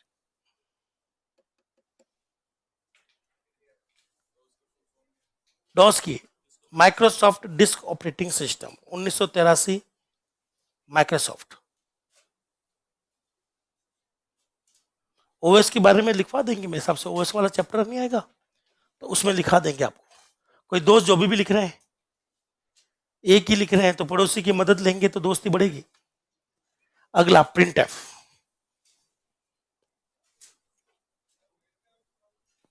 ओएस मैं नहीं पढ़ाऊंगा, ओएस मैं केवल आपको दो ही टॉपिक पढ़ाने वाला हूं, प्रोग्रामिंग और डीएसए। ठीक है। माइक्रोसॉफ्ट के जो मालिक थे अब तो वो हट गए, बिल गेट्स, उन्होंने एक वाक्य बोला था कि दुनिया के हर बंदे को कोडिंग आनी चाहिए, प्रोग्रामिंग आनी चाहिए, क्योंकि प्रोग्रामिंग आपके दिमाग को तेज करती है। तो ये पूरा एक पजल की तरह लगेगा आपको थोड़े दिनों में। अभी मैं सिर्फ पजल के टुकड़े समझा रहा हूं, फिर आप इनको टुकड़ों को जोड़ जोड़ कर जो चाहे वो बना सकते हैं।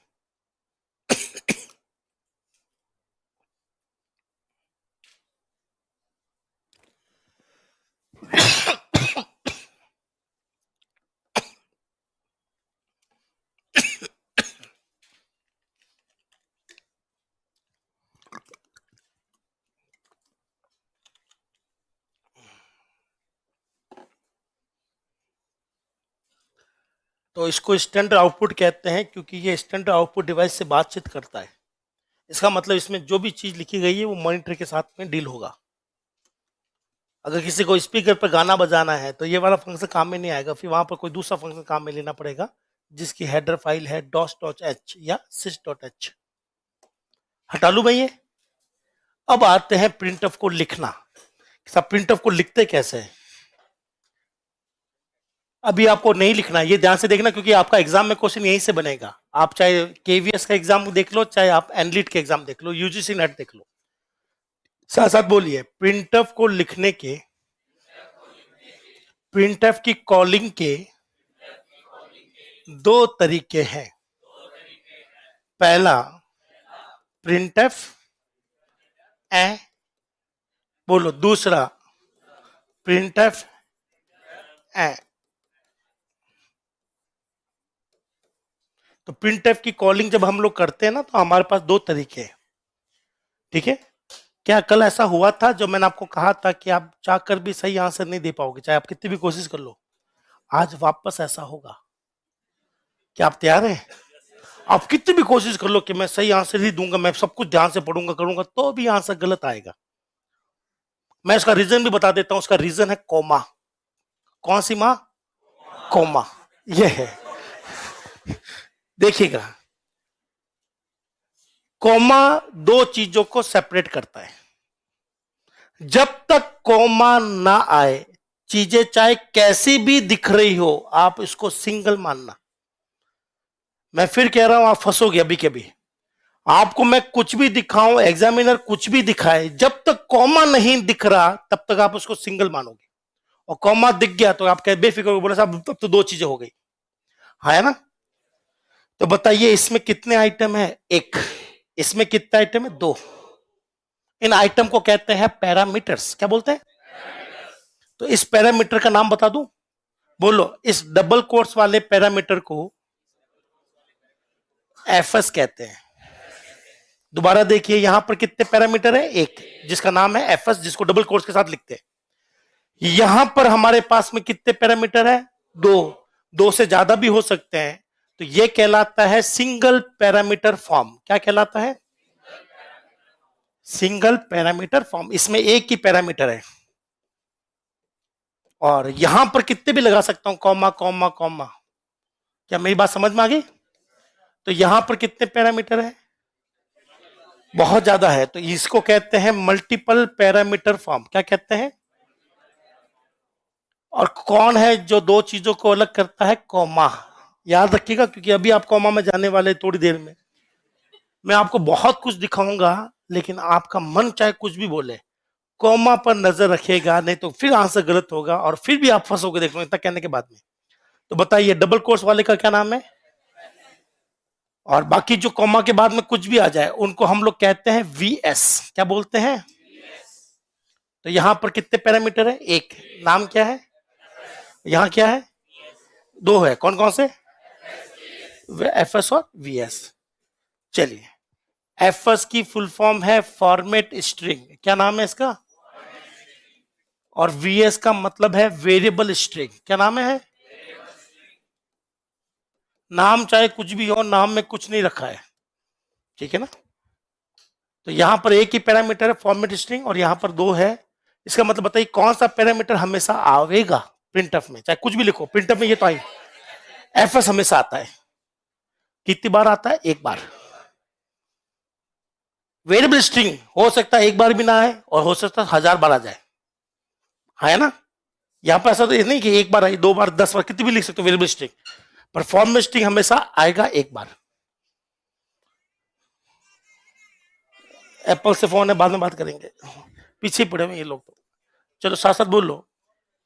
प्रिंटफ में, प्रिंटफ में हमेशा एक ही एफएस होता है, चाहे कुछ भी हो जाओ। कितना एफएस होता है? एक ही। ठीक है, बोलिए। प्रिंटफ में वेरिएबल स्ट्रिंग एक से ज्यादा हो सकती है।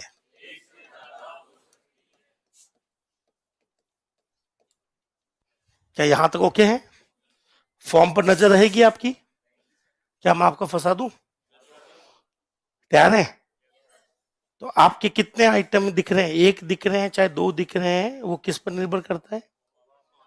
कॉमा आ गया तो कॉमा से पहले होगा फॉर्मेट स्ट्रिंग, और बाद में चाहे कुछ भी दिख रहा हो, वो क्या मानना है? ठीक है। उससे पहले एक लास्ट पॉइंट डिस्कस करता हूं, इसको ध्यान से सुनना, साथ साथ बोलिए। केवल केवल फॉर्मेट स्ट्रिंग ही प्रिंट होती है, मॉनिटर पर दिखेगी। वेरिएबल स्ट्रिंग कभी प्रिंट नहीं होती। तो आपको वेरिएबल स्ट्रिंग के साथ में हो क्या रहा है? तो साथ साथ बोलिए। वेरिएबल स्ट्रिंग को स्टोर किया जाता है। वेरिएबल स्ट्रिंग को टेम्पररी, अस्थायी रूप से स्टोर किया जाता है। प्रिंट होने की जिम्मेदारी केवल किसकी है? क्या आप लोग तैयार हो क्वेश्चंस के लिए? फंसोगे? हाँ पक्का फंसोगे। आज तक ऐसा कोई बैच हुआ नहीं जो फंसा नहीं हो। मैं जो बोल रहा हूं, मैं वापस भी, जब मैं गलत होगा आपका आंसर तो भी मैं यही बोलूंगा कि चाहे कुछ भी दिख रहा हो, कॉमा देखिएगा, कॉमा से पहले क्या होती है? Format string. कॉमा के बाद में फॉर्मेट स्ट्रिंग कभी नहीं आएगी। क्या आएगी? और प्रिंट केवल क्या होता है? एफएस। फॉर्मेट स्ट्रिंग की प्रिंट होती है, वेरिएबल स्ट्रिंग की प्रिंट नहीं होती। तो चलिए एग्जाम्पल करते हैं, और आपका ये बहुत बड़ा टेस्ट है दोस्तों, लगना भी चाहिए। अभी कोई कुछ नहीं बोलेगा, ठीक है ना। सिर्फ और सिर्फ आराम से देखते जाइएगा, मैं खुद जब लिख दूंगा तब आप लोग आराम से सोचना। पहले आप सोचते नहीं हो, दिक्कत यही है दोस्त। जिस दिन सोचना शुरू करोगे ना, उस दिन आपकी दिक्कत खत्म हो जाएगी। क्वेश्चन देखते ही आंसर कभी मत बोलो, पहले सोचे। मैं इसलिए बोल पाता हूं क्योंकि मुझे 15 से 20 साल हो चुके हैं सी के साथ में, आपको अभी 15-20 दिन हुए हैं, फर्क है दोनों में। ठीक है ना भाई?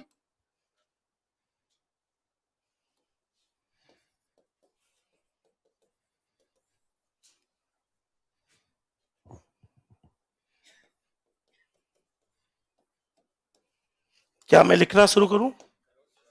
यहां लिखा हेलो, क्या लिखा? यहां क्या लिखा? यहां क्या लिखा? यहां क्या लिखा? यहां क्या लिखा? यहां क्या लिखा? यहां क्या लिखा? तसल्ली रखना प्लीज, गलत आंसर मत देना। मुझे कोई जल्दबाजी नहीं है आपके आंसर सुनने की।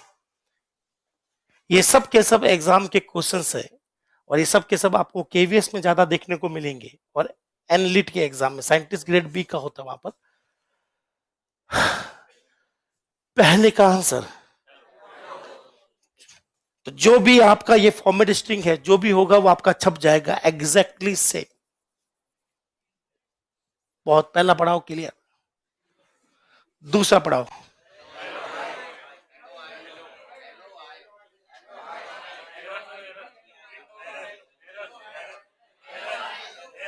चलिए, दो ऑप्शन कर दूं मैं।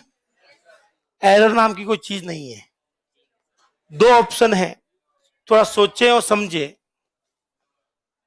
एक आंसर है हेलो और एक है हेलो हाय। अरे देख लेंगे कौन सा आएगा, दो ही ऑप्शन है ना। पहले बताइए, सेकंड क्वेश्चन के लिए दो ऑप्शन दिए गए हैं, तो बताइए एक के साथ, वन के साथ कितने लोग हैं? गुड। और सेकंड के साथ में कितने लोग हैं? चलिए, क्या आपकी क्लास वापस एक दूसरे को देखते रहना, पीछे वालों को सब कुछ दिखता है? बताइए वन के साथ कितने लोग हैं, हाथ उठाना। और टू के साथ में? ठीक है, तो क्या क्लास दो भागों में बढ़ गई? तो आज तक ये नियम कोई नहीं तोड़ पाया, तो आप कैसे तोड़ लोगे? मैं इतने सालों से पढ़ा रहा हूँ, 15 सालों से मैंने आप लोगों को पढ़ाया है, जो लोग डेवलपर हैं उनको पढ़ाया है, मैंने कंपनियों में ट्रेनिंग भी दी है दोस्तों। जिन कंपनियों में मैंने ट्रेनिंग दी है, जो लोग 5-5 6-6 साल का एक्सपीरियंस है, वो तक नहीं दे पाए आंसर इसका, उसमें भी पूरी क्लास दो भागों में बढ़ जाती है। तो हम तो क्या ही है। मैं फिर दोहराता हूं, जो मैंने आपको अभी भी बोला था, सारी चीजें आपके सामने है। प्रिंट एफ की कितनी फॉर्म है, और पहली वाली फॉर्म में कितने पैरामीटर, दूसरी वाली में मल्टीपल। और मल्टीपल के लिए मुझे कैसे पता चलेगा दो है या तीन है, कैसे पता चलेगा? कॉमा से पता चलता है, और बाकी किसी से पता नहीं चलेगा। ठीक है, चलिए इसको भी मैं रिवीजन कर देता हूं। एफएस का मतलब, वीएस का मतलब, प्रिंटफ में किसका आना हमेशा जरूरी है? चाहो तो दोनों चेक कर लो, एफएस हमेशा आ रहा है, वीएस आए ना है, एफएस जरूर आता है। दूसरा, वीएस एक भी हो सकता है, जीरो भी हो सकता है, 1000 भी हो सकता है, हाँ है ना। सबसे लास्ट की दो लाइनें ध्यान से सुनना, और स्पेशली सेकंड लास्ट, केवल एफएस ही प्रिंट होता है। कौन प्रिंट होता है? वीएस कभी प्रिंट नहीं, उसको टेम्परेरी स्टोर किया जाता है, और टेम्परेरी स्टोरेज हमेशा रैम होता है। क्या होता है? तो पहले का आंसर क्या था? क्योंकि ये एफएस था और एफएस प्रिंट होता है, तो कोई लफड़ा नहीं था। अब आते हैं यहां पर, ए वाले हाथ उठाइए, बी वाले हाथ उठाइए। गुड। अगले क्वेश्चन का देखिएगा, यहां ए और बी है, एक का आंसर हेलो है, एक का हेलो हाय है। अब मैं इस क्वेश्चन की बात कर रहा हूं, ऊपर वाला जो हुआ सो हुआ, वो तो कोई बड़ी बात नहीं है, इसको संभालो। बोलो मत, किसी को समझ में नहीं आ रहा कौन क्या बोल रहा है, अभी पता चलेगा। ए वाले हाथ उठाइए, बी वाले हाथ उठाइए। ठीक है, इसका आंसर दो दे देता हूं, एक्स और वाई।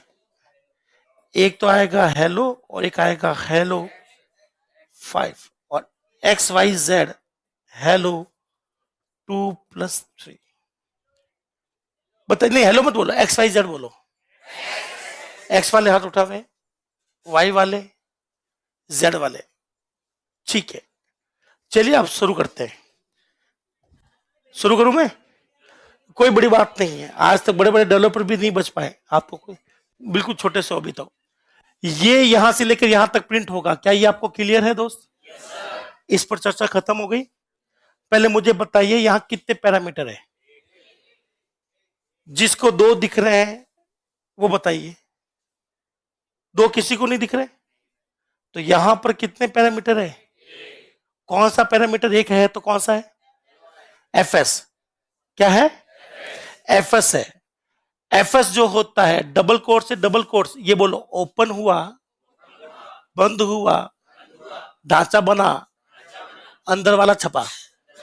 बोलो, ओपन हुआ, बंद हुआ, ढांचा बना, अंदर वाला छपा। ओपन हुआ, बंद हुआ, ढांचा बना, मतलब फॉर्मेट बन गया ना, और अंदर वाला प्रिंट हुआ। मैंने क्या बोला था? क्या चीज? तो ये एक ही है, दो है ही नहीं। किसी को दो दिखे? ये वाला ऐसे काउंट करते हैं या कॉमा से देखना है? मैंने आपको 10 बार कहा है, कॉमा ही है जो सेपरेट करेगा, चाहे कुछ भी दिख रहा क्यों ना हो। कॉमा नहीं होने की वजह से ये पूरा एफएस माना जाता है। क्या माना जाता है? और जो एफएस है वो हमेशा प्रिंट होगा। अब मुझे बताइए, यहां पर कॉमा दिख रहा है, तो 100% गारंटी है कि ये वीएस माना जाएगा और ये एफएस माना जाएगा। तो इसका आंसर क्या आएगा? यहां पर कभी भी, इस वाले में कभी भी हाई नहीं छपेगा, क्योंकि कॉमा आने की वजह से आपका एफएस खत्म हो गया और वीएस शुरू हो गया। और वीएस कैसा भी क्यों ना दिख रहा हो, कभी नहीं छपता। मैं कभी नहीं कहता डबल कोर्स वाला वीएस होता है या ये होता है। डबल कोर्स वाला हो चाहे नहीं हो, चाहे कुछ भी हो, चाहे ऐसा भी क्यों ना हो, कभी नहीं छपेगा। तो बताइए, नीचे वाले में ये कौन सा है? एफएस। ये कौन सा? तो इसका आंसर क्या है? हेलो। तो मुझे वापस बताइए, आपको सबसे पहले फॉर्म पहचाननी है। क्या पहचाननी है? फॉर्म पहचाननी है। तो ये वापस से एक बार देख लो सभी लोग अच्छे से। क्या मैं इसको वेरीफाई करूं या मान लोगे? मान लिया, ठीक है। ध्यान से सुनना, ये देखिए लल्ला, वो मेरी इच्छा है, वो हमारी इच्छा है, और एग्जामिनर की इच्छा, वो तो लिखेगा। पर ध्यान से सुनना, ये तो इसमें तो कोई डाउट है नहीं, तो इसको तो मैं हटा लेता हूं आउट ऑफ सिलेबस। इसकी बात करते हैं। पहले सोच समझ के बताइए कितने पैरामीटर है? आपको दिखे चाहे कुछ भी, एक है या दो है?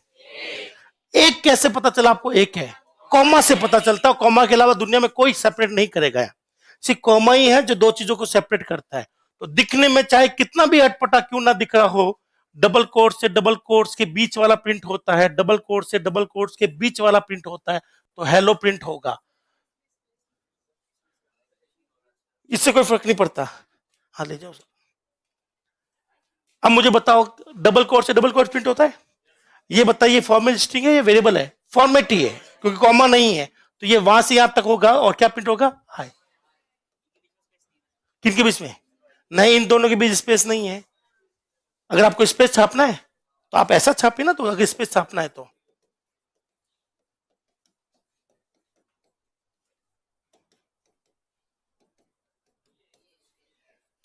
बताइए, डबल कोट से डबल कोट्स क्या छपेगा? डबल कोट से डबल कोट्स स्पेस, फिर डबल कोट्स डबल कोट्स। अगर ऐसा नहीं लिखा तो बोलो डबल कोट से डबल कोट्स। यहां अब कुछ भी हो, क्योंकि ये डबल कोट्स के बीच में नहीं आ रही, तो छपना है नहीं यहां से, चाहे कितने भी हो। अब बताओ कौन छपेगा? ये दोनों में फर्क है। ठीक है सर, कीबोर्ड लेके चले गए, नहीं तो मैं आपको प्रैक्टिस करके दिखाऊंगा। ठीक है, अगर आप चाहिए तो अगर स्पेस है तो इस पर डाल दो। अब बताइए, पहला भाग, दूसरा भाग, स्पेस आ गया बीच में, हाँ तो ये छप गया दूसरा, और तीसरा ये। क्या इसको वेरीफाई कर लेंगे? ये लो,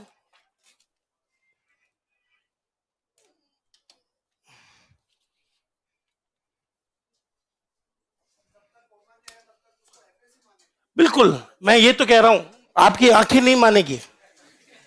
देखो, हमारी आंखें धोखा देती है दोस्तों।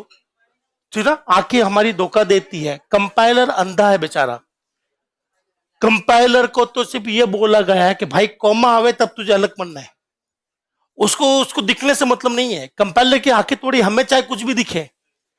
तो वापस साथ साथ बोलिए, कंपाइलर अंधा है, धृष्ट राष्ट्र है, राष्ट्र है, राज्य है, जो भी है। कानून अंधा होता है, वैसे हमारा कंपाइलर भी अंधा होता है। उसको सिर्फ एक ही चीज से पता लगता है, वो ऐसा आंखें बंद कर टच करता है कि प्रिंटफ को, और जैसे कॉमा आता है वो समझ गया, अच्छा आगे वाला छोड़ना है, ये छापना है। ठीक है ना, जब तक उसको कॉमा नहीं मिलता वो आंखें बंद करता रहेगा, छापता रहेगा। वो सिर्फ वो जहां से कॉमा का तो सिंबल आता है ना, हाथ रखते उसको समझ आ गया, अच्छा कॉमा आ गया, तो फिर छाप। देखना आपके सामने सब कुछ। हमें चाहे कुछ भी दिखाओ, हमें दिखने से क्या मतलब, चलाने वाला तो कंपाइलर है भैया, वही सारी जिम्मेदारी उठा रहा है। तो इस छोटू से क्वेश्चन को समझाऊं या रहने दो, ये समझाऊं, ये सबको दिख रहा है। तो आंसर क्या आएगा, बोलो शुरुआत कहां से, मेन से। मेन ने सबसे पहले किसको बुलाया, झाड़ू। चला दूं, जब ये चलेगा तो क्या होगा, चकाचक साफ। अब ये चलेगा तो छपेगा। अब बताइए, मैंने यहां लिखा हेलो, क्या लिखा, और यहां क्या लिखा, तो डबल कोर्स से डबल कोर्स पहले क्या छपेगा, कॉमन नहीं आने की वजह से हमारा कंपेरिजन को सिंगल आइटम मानता है, डबल कोर्स से डबल कोर्स बाय। क्या इन दोनों के बीच स्पेस आएगा कि नहीं आएगा, नहीं आएगा। एक साथ चलाऊं या एक एक करके चलाऊं, एक साथ। अगर किसी को स्पेस छापने में इच्छा है तो वो भी डबल कोर्स के बीच में ठूसना पड़ेगा, हाँ है ना। तो बताइए डबल कोर्स के बीच कितनी स्पेस है, एक है।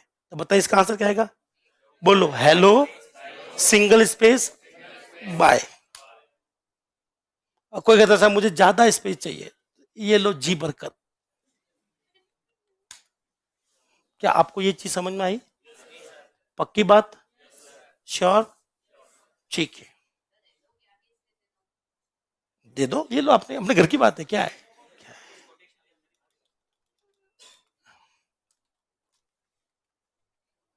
क्या आपको ये ऐसा दिखाना सही रहेगा या ऐसा सही रहेगा, वाइट में सही रहता है ये, कितनी दो स्पेस, दो, पांच, ये लो, बोलो पांच स्पेस, चिपकू चिपकू हेलो, चिपकू चिपकू बाय। तो स्पेस पहले हेलो और बाय चिपक गए, इनके बीच में चाहिए कि नहीं चाहिए। हाँ, अब वो कह रहे कि साहब यू करो क्यों, पहले यू छाप लो ना, ये लो। अब बताओ क्या छपेगा, स्पेस हेलो, अंदर वाली पूरी चीज छपी और बाद वाली पूरी चीज छपेगी, है ना। बोलो space hello, space bye, space hello, space bye. क्या यहां तक ठीक है, चलिए। क्या आपको सेकंड वाला क्वेश्चन समझ में आ गया, थर्ड वाला, कंपाइलर आया आंखें बंद कर क्या आया, और टच कर रहा है धीरे धीरे, जैसे उसको उबरा उबरा दिखा यहां से कॉमा, वो समझ गया कि आगे वाला क्या है, वीएस है, और ये क्या है। तो चाहे आप कुछ भी कर लो, इसका आंसर केवल क्या छपेगा, हेलो ही छपेगा, क्योंकि वो इसको अलग कर चुका है कॉमा की वजह से। ये एफएस हो गया, ये वीएस हो गया। चलिए आंसर दीजिए बोर्ड पर, चाहे तो वेरीफाई कर लेते हैं हम लोग।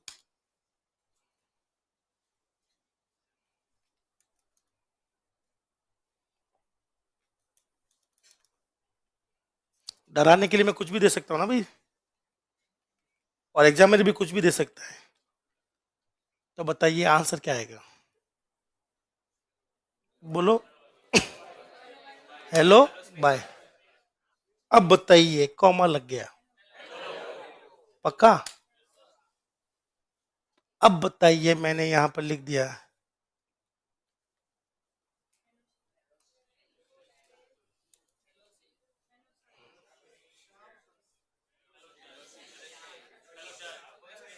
ऑप्शन है हेलो, हेलो शाय, या हेलो शाय बाय। हेलो शाय पक्का। अब बताइए, पक्का। क्यों ये शायद क्यों नहीं छप रहा? कॉमा आते ये वीएस है, बाकी वाला सारा आइटम क्या माने जाएंगे? और एफएस कभी छपता नहीं। सॉरी, वीएस कभी छपता नहीं, एफएस छपता है। हाँ या ना? क्या अब ये संभाल लोगे क्वेश्चंस? पक्की बात? लास्ट वाले कहां से बता दो फिर फ्री।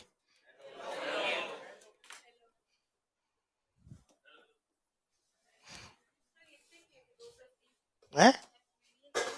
अब लिखा क्यों है उसका आंसर तो आपको शायद 10-15 दिन बाद में मिलेगा कि सब वेरिएबल स्ट्रिंग को स्टोर करके फायदा क्या है, यही तो पूछना चाहता हूँ।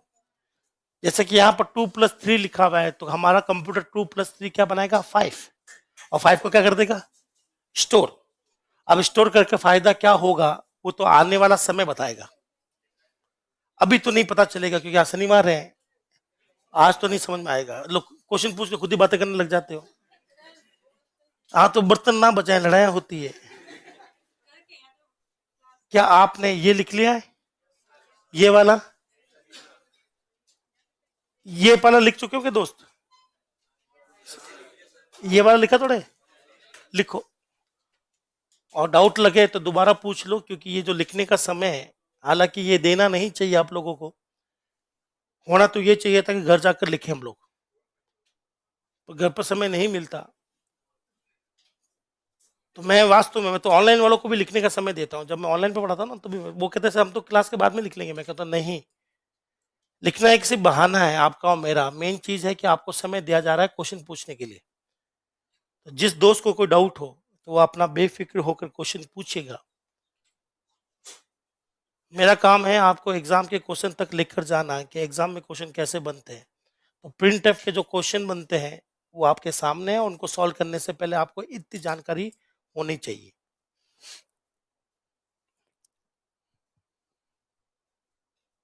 मेरे हिसाब से ऑनलाइन वाले दोस्त को डाउट होगा तो वो बेफिक्र होकर पूछेंगे।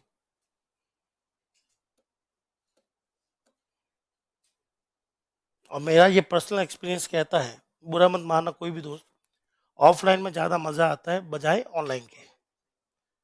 ऑफलाइन में ज़्यादा समझ में आता है, ऑनलाइन में कम समझ में आता है। रीज़न मुझे भी, मैं इस पर रिसर्च कर रहा हूँ ऐसा क्यों आखिर, पर ये फैक्ट है। आप लोग ऑफलाइन हो, आप लोग बेफिक्र होकर पूछ सकते हैं, ऑनलाइन वाले भी पूछ सकते हैं, मैं ध्यान रखूंगा इस चीज़ का, ठीक है? क्या सबने लिख लिया? तो प्रिंटफ की कॉलिंग करने के लिए हमें सिर्फ कॉलिंग करनी है। कॉलिंग को मैं दो अंदाज से लिख सकता हूं, सिंगल पैरामीटर वाली और दूसरा मल्टीपल पैरामीटर वाली। पक्का? ठीक है, आगे बढ़ लू भाई? कोई ऐसा प्राणी जो अभी भी लिख रहा है? नहीं, आ जाएगी, लिख लो।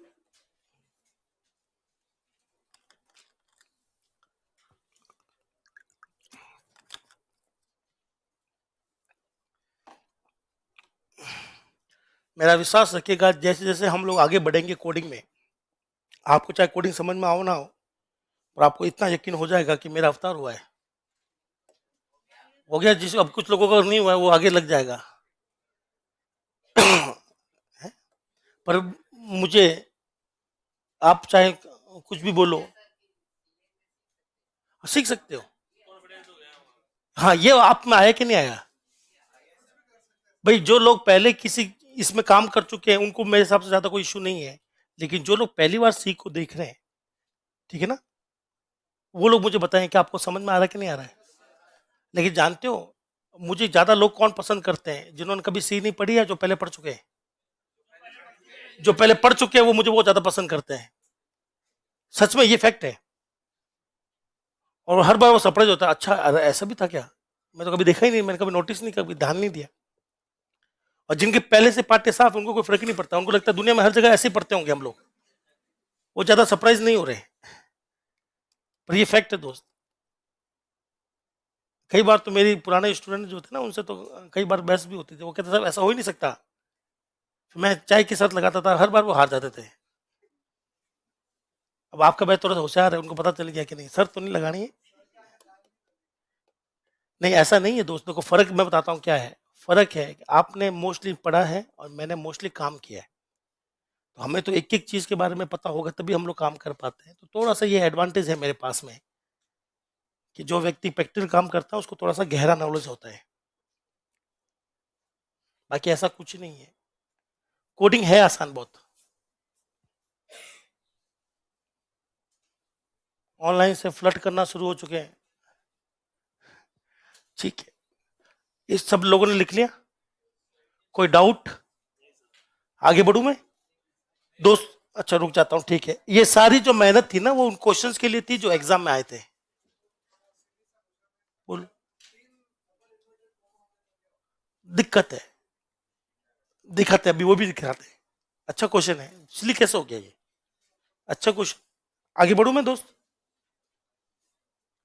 ये है वो क्वेश्चन जो एग्जाम में आते हैं। यहां तक पहुंचे तब हमने ये पूरी मेहनत करी है प्रिंट एफ के लिए। क्वेश्चन को लिखिए, आंसर भी लिखिए। हाँ जी, कॉमा हटा दोगे तो एरर। एरर क्यों आएगी? क्योंकि ध्यान से देखिए, एक बच्चा लिख लो, फिर मैं आपके वाले क्वेश्चन प्रैक्टिकल करके देख लेते हैं वो क्या समझ रहा है। देखो, सब कुछ चलाने वाला कंपाइलर है और ओएस है, हमें बस उसको समझाना है कि भाई तू ऐसा कर।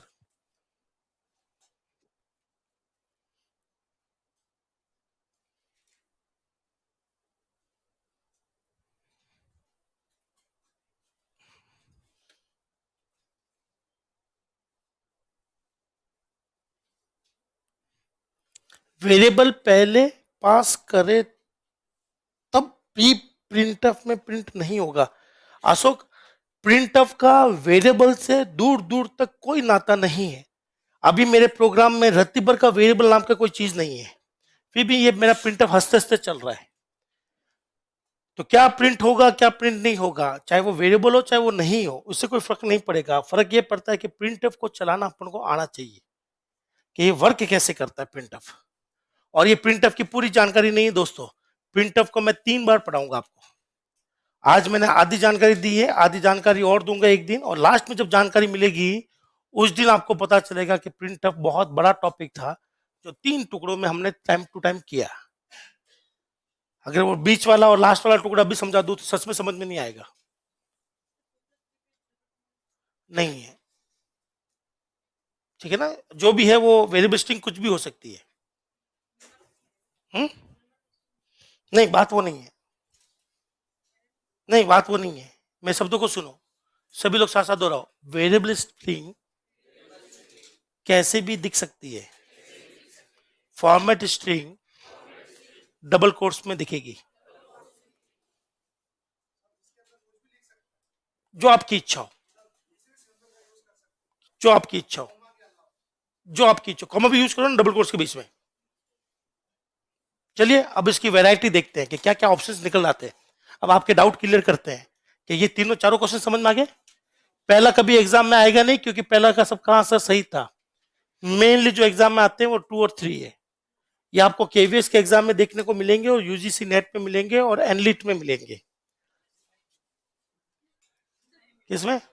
अनुदेश का पता नहीं भाई, मैंने सब कुछ नॉलेज में है, बस यही नॉलेज में नहीं कि क्वेश्चन कौन सा आ रहा है। अगर ये नॉलेज में हो जाता तो मैं आपको वही 4 क्वेश्चन करवा देता, मजे हो जाते। अब ध्यान से सुनिएगा दोस्त, इसका आंसर क्या है जल्दी बोल दो।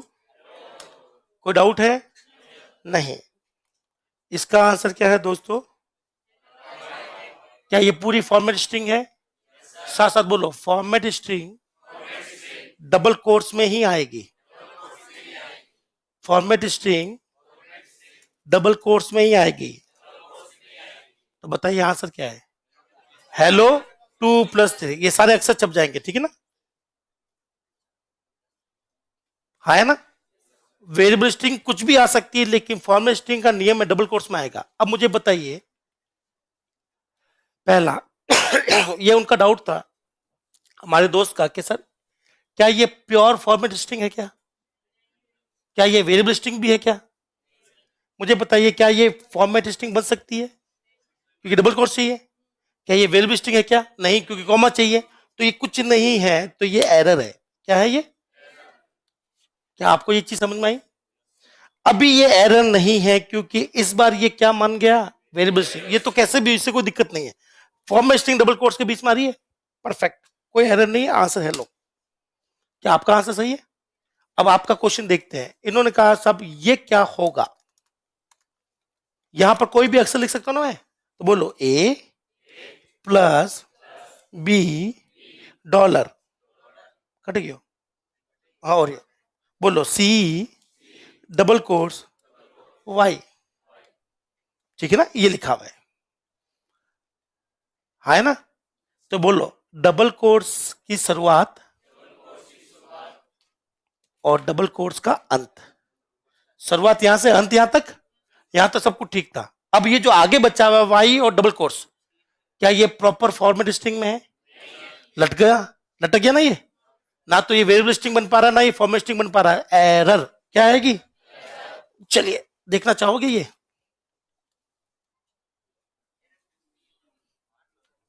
है क्योंकि कंप्यूटर गधा है, कंपाइलर अंधा है, उसको क्या पता। देखो कंपाइलर कैसे काम करता है, वो देखो कैसे करता है ये।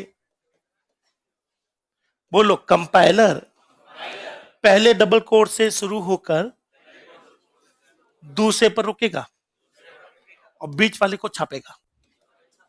क्या यहां तक ठीक है? कंपाइलर को इतने से बोला गया कि पहले से शुरू होकर दूसरे पर रुक जाना और बीच में जो भी छाप देना। अब आपने लिखा ऐसा हेलो, क्या लिखा और क्या लिख दिया, हाय। अब कंपाइलर तो गधा है, वो तो ऐसा आंखें बंद करके काम करता है। तो मैं भी मान लो मैं कंपाइलर हूं, मैं आंखें बंद कर रहा हूं, ठीक है सच में, और रोक देना, डबल सेकंड डबल कोर्स आते रोक देना, दिख रहा है? बस आपने वो उसको भी ये दिख रहा है, उभरा हुआ दिख रहा है, उसको बंद कर देगा, बंद कर देगा, ये बोलेगा ओके यहां तक ठीक है। अब बताइए इसका क्या मानेंगे, क्या ये वेरिएबल स्ट्रिंग है? वेरिएबल स्ट्रिंग होती तो कॉमा आना चाहिए था। दूसरा, क्या ये फॉर्मेट स्ट्रिंग का भाग बन रहा है? ये बेचारा लटक गया, और लटका हुआ क्या है, एरर। अब कुछ भी लिखेंगे मैं आपको एग्जैक्टली बताऊंगा कंपाइलर कैसे काम कर रहा है। वो बिल्कुल ऐसे हाथ लगा के देखता है, और सेकंड आ गया उससे पहले उसको बंद कर देगा, जो बाकी बच गया सो बच गया।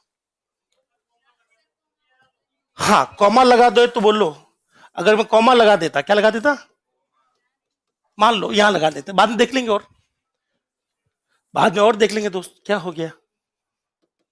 बोलो कंपाइलर, मैं कहा आंखें बंद कर रहा हूं, ठीक है, रोक देना, बस।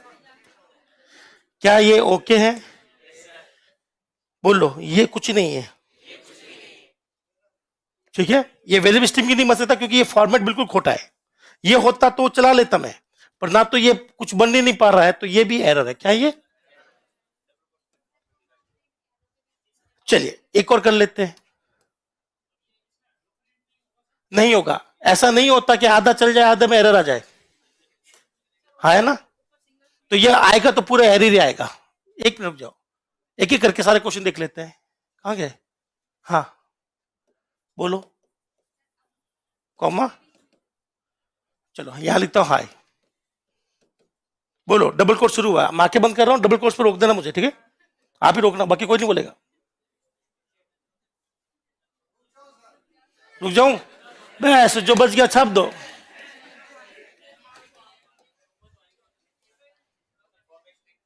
ये भी, अरे ये भी तो अक्सर है दोस्त। ओहो रुको, अच्छा आपको लग रहा था यहां से अलग हो जाएगा, पर भैया वो डबल कोर्स के 20 मार्क का एक सिंपल सिंपल सा अक्षर बन गया बेचारा, क्या बन गया, अक्षर बन गया, ये छप जाएगा, चाहे वो प्लस भी होता तो भी छपता, कॉमा है तो भी छपेगा। क्या चीज? चलो अगला देखें, पहले बताओ ये आपको समझ में आ गया? यहां से शुरुआत करना है, यहां खत्म करना है, बाद में हम लोग कॉमा वगैरह चेक करते हैं। पर अगर कोई चीज पहले आ गई तो वो उसको सेपरेट नहीं करी, वो तो छपने वाला भाग हो गया। क्या हो गया? तो इसका आंसर क्या होगा, ये। एक मिनट रुक जाओ, ये अच्छा है, तो इसको भी एक बार हम लोग लिख लें, फिर आगे वाले क्वेश्चन और डिस्कस करना, अभी तो टाइम पड़ा है अपने पास। चलो ये भी अपने कॉपी में लिख लेना लल्ला। पहले बताइए ये कितने पैरामीटर है, एक है या दो है? एक है, कौन सा, डबल कोर्स लेकर डबल कोर्स, ये पूरा एफएस है। कॉमा यहां नहीं आता, देख लो आप एक बार पुराना देखो, कॉमा कहां लगा जा रहा है, ये खत्म होगा ना उसके बाद में कॉमा लग रहा है, बीच में आएगा तो बेचारा अक्षर बनकर छप जाएगा, इसमें अक्षर बनकर छप गया, कॉमा अपना काम ही नहीं कर पा रहा है।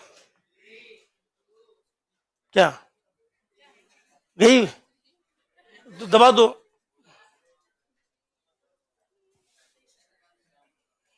पता तो है? हाँ बस। क्या ये वाला सही हो गया? हाँ। और बताइए क्या एक्सपेरिमेंट करना है? पहले बताओ ये लिखना है सबने, एक ही करके बोलो ना कैसे लिखना है, मैं लिख देता हूँ। क्या है? बोलो। प्रिंट एफ, ब्रैकेट, यहाँ के ब्रैकेट, डबल कोस, पैरेंथेसिस नहीं लगाना। बोलो 1 2 3 ऐसे, यहां लगा दूं? चलो बताइए, ये कह रहे हैं ऐसा, मुझे बताइए क्या ये फॉर्मेट स्ट्रिंग बन सकता है? फॉर्मेट डबल कोर्स आना चाहिए। तो ये फॉर्मेट स्ट्रिंग बन नहीं सकता, और फॉर्मेट स्ट्रिंग आना जरूरी होता है, तो ये काम नहीं बैठेगा। क्या आ जाएगी? एरर। हाँ बोलिए किसके ऊपर? ठीक के ऊपर, ये वाला। पर मुझे सोच समझ के बताइए, प्रिंट एफ में एफएस हमेशा कहाँ आता है, पहले या बाद में? ये आपका एफएस हो नहीं सकता, ये वेरिएबल स्ट्रिंग हो गया, और ये एफएस बन नहीं रहा है। और बताइए कोई क्वेश्चन डाउट हो तो। आप जैसा बोलो कि मैं कंपाइलर हूं, अभी 2 बजे तक मैं कंपाइलर हूं। एक एक एक एक एक करके, दोस्त दोस्त। अच्छा 1 मिनट के लिए बचाऊं मैं, जल्दी पूछ लो। अगर ये चाहते हैं कि साहब मुझे यहां पर ये चाहिए ए डबल कोर्स बी, है ना? बोलो आज शनिवार है, ठीक है? ये आज तो होगा नहीं, ये होगा अपन का गुरुवार को, बुधवार या गुरुवार को ये हो जाएगा। अभी आप लोग अगर ऐसा लिखोगे, क्या लिखोगे? ऐसा लिखोगे ना आप लोग, अभी आपको लग रहा होगा कि ये इससे बंद हो जाएगा और बीच वाला माइल छप जाएगा, है ना? नहीं, बोलो कंपाइलर अंधा है, रोक देना। रुक गया? बस ये बिल्कुल परफेक्ट है, और ये लटक गया, एरर। तो डबल कोट्स को प्रिंट करना इतना आसान नहीं होगा, उसके लिए एक नया कंसेप्ट है, और वो कंसेप्ट है किलर। क्या है वो? मैं आपने पढ़ाऊंगा। क्या बहुत सारे क्वेश्चन हो गए आज? ठीक है, चलिए सभी लोग शांत रहिएगा, कुछ जरूरी चीजें बांटी जा रही है नववर्ष पर। नए साल पर तोहफा लेके जाइएगा। क्या है? टेस्ट है। ये देखो 2 लोग बाहर गए हैं, पकड़ लो इनको, टेस्ट के नाम पर भागने वाले हैं। टेस्ट होने वाला है, कृपया वापस पधारे हैं। Thank you. एरर।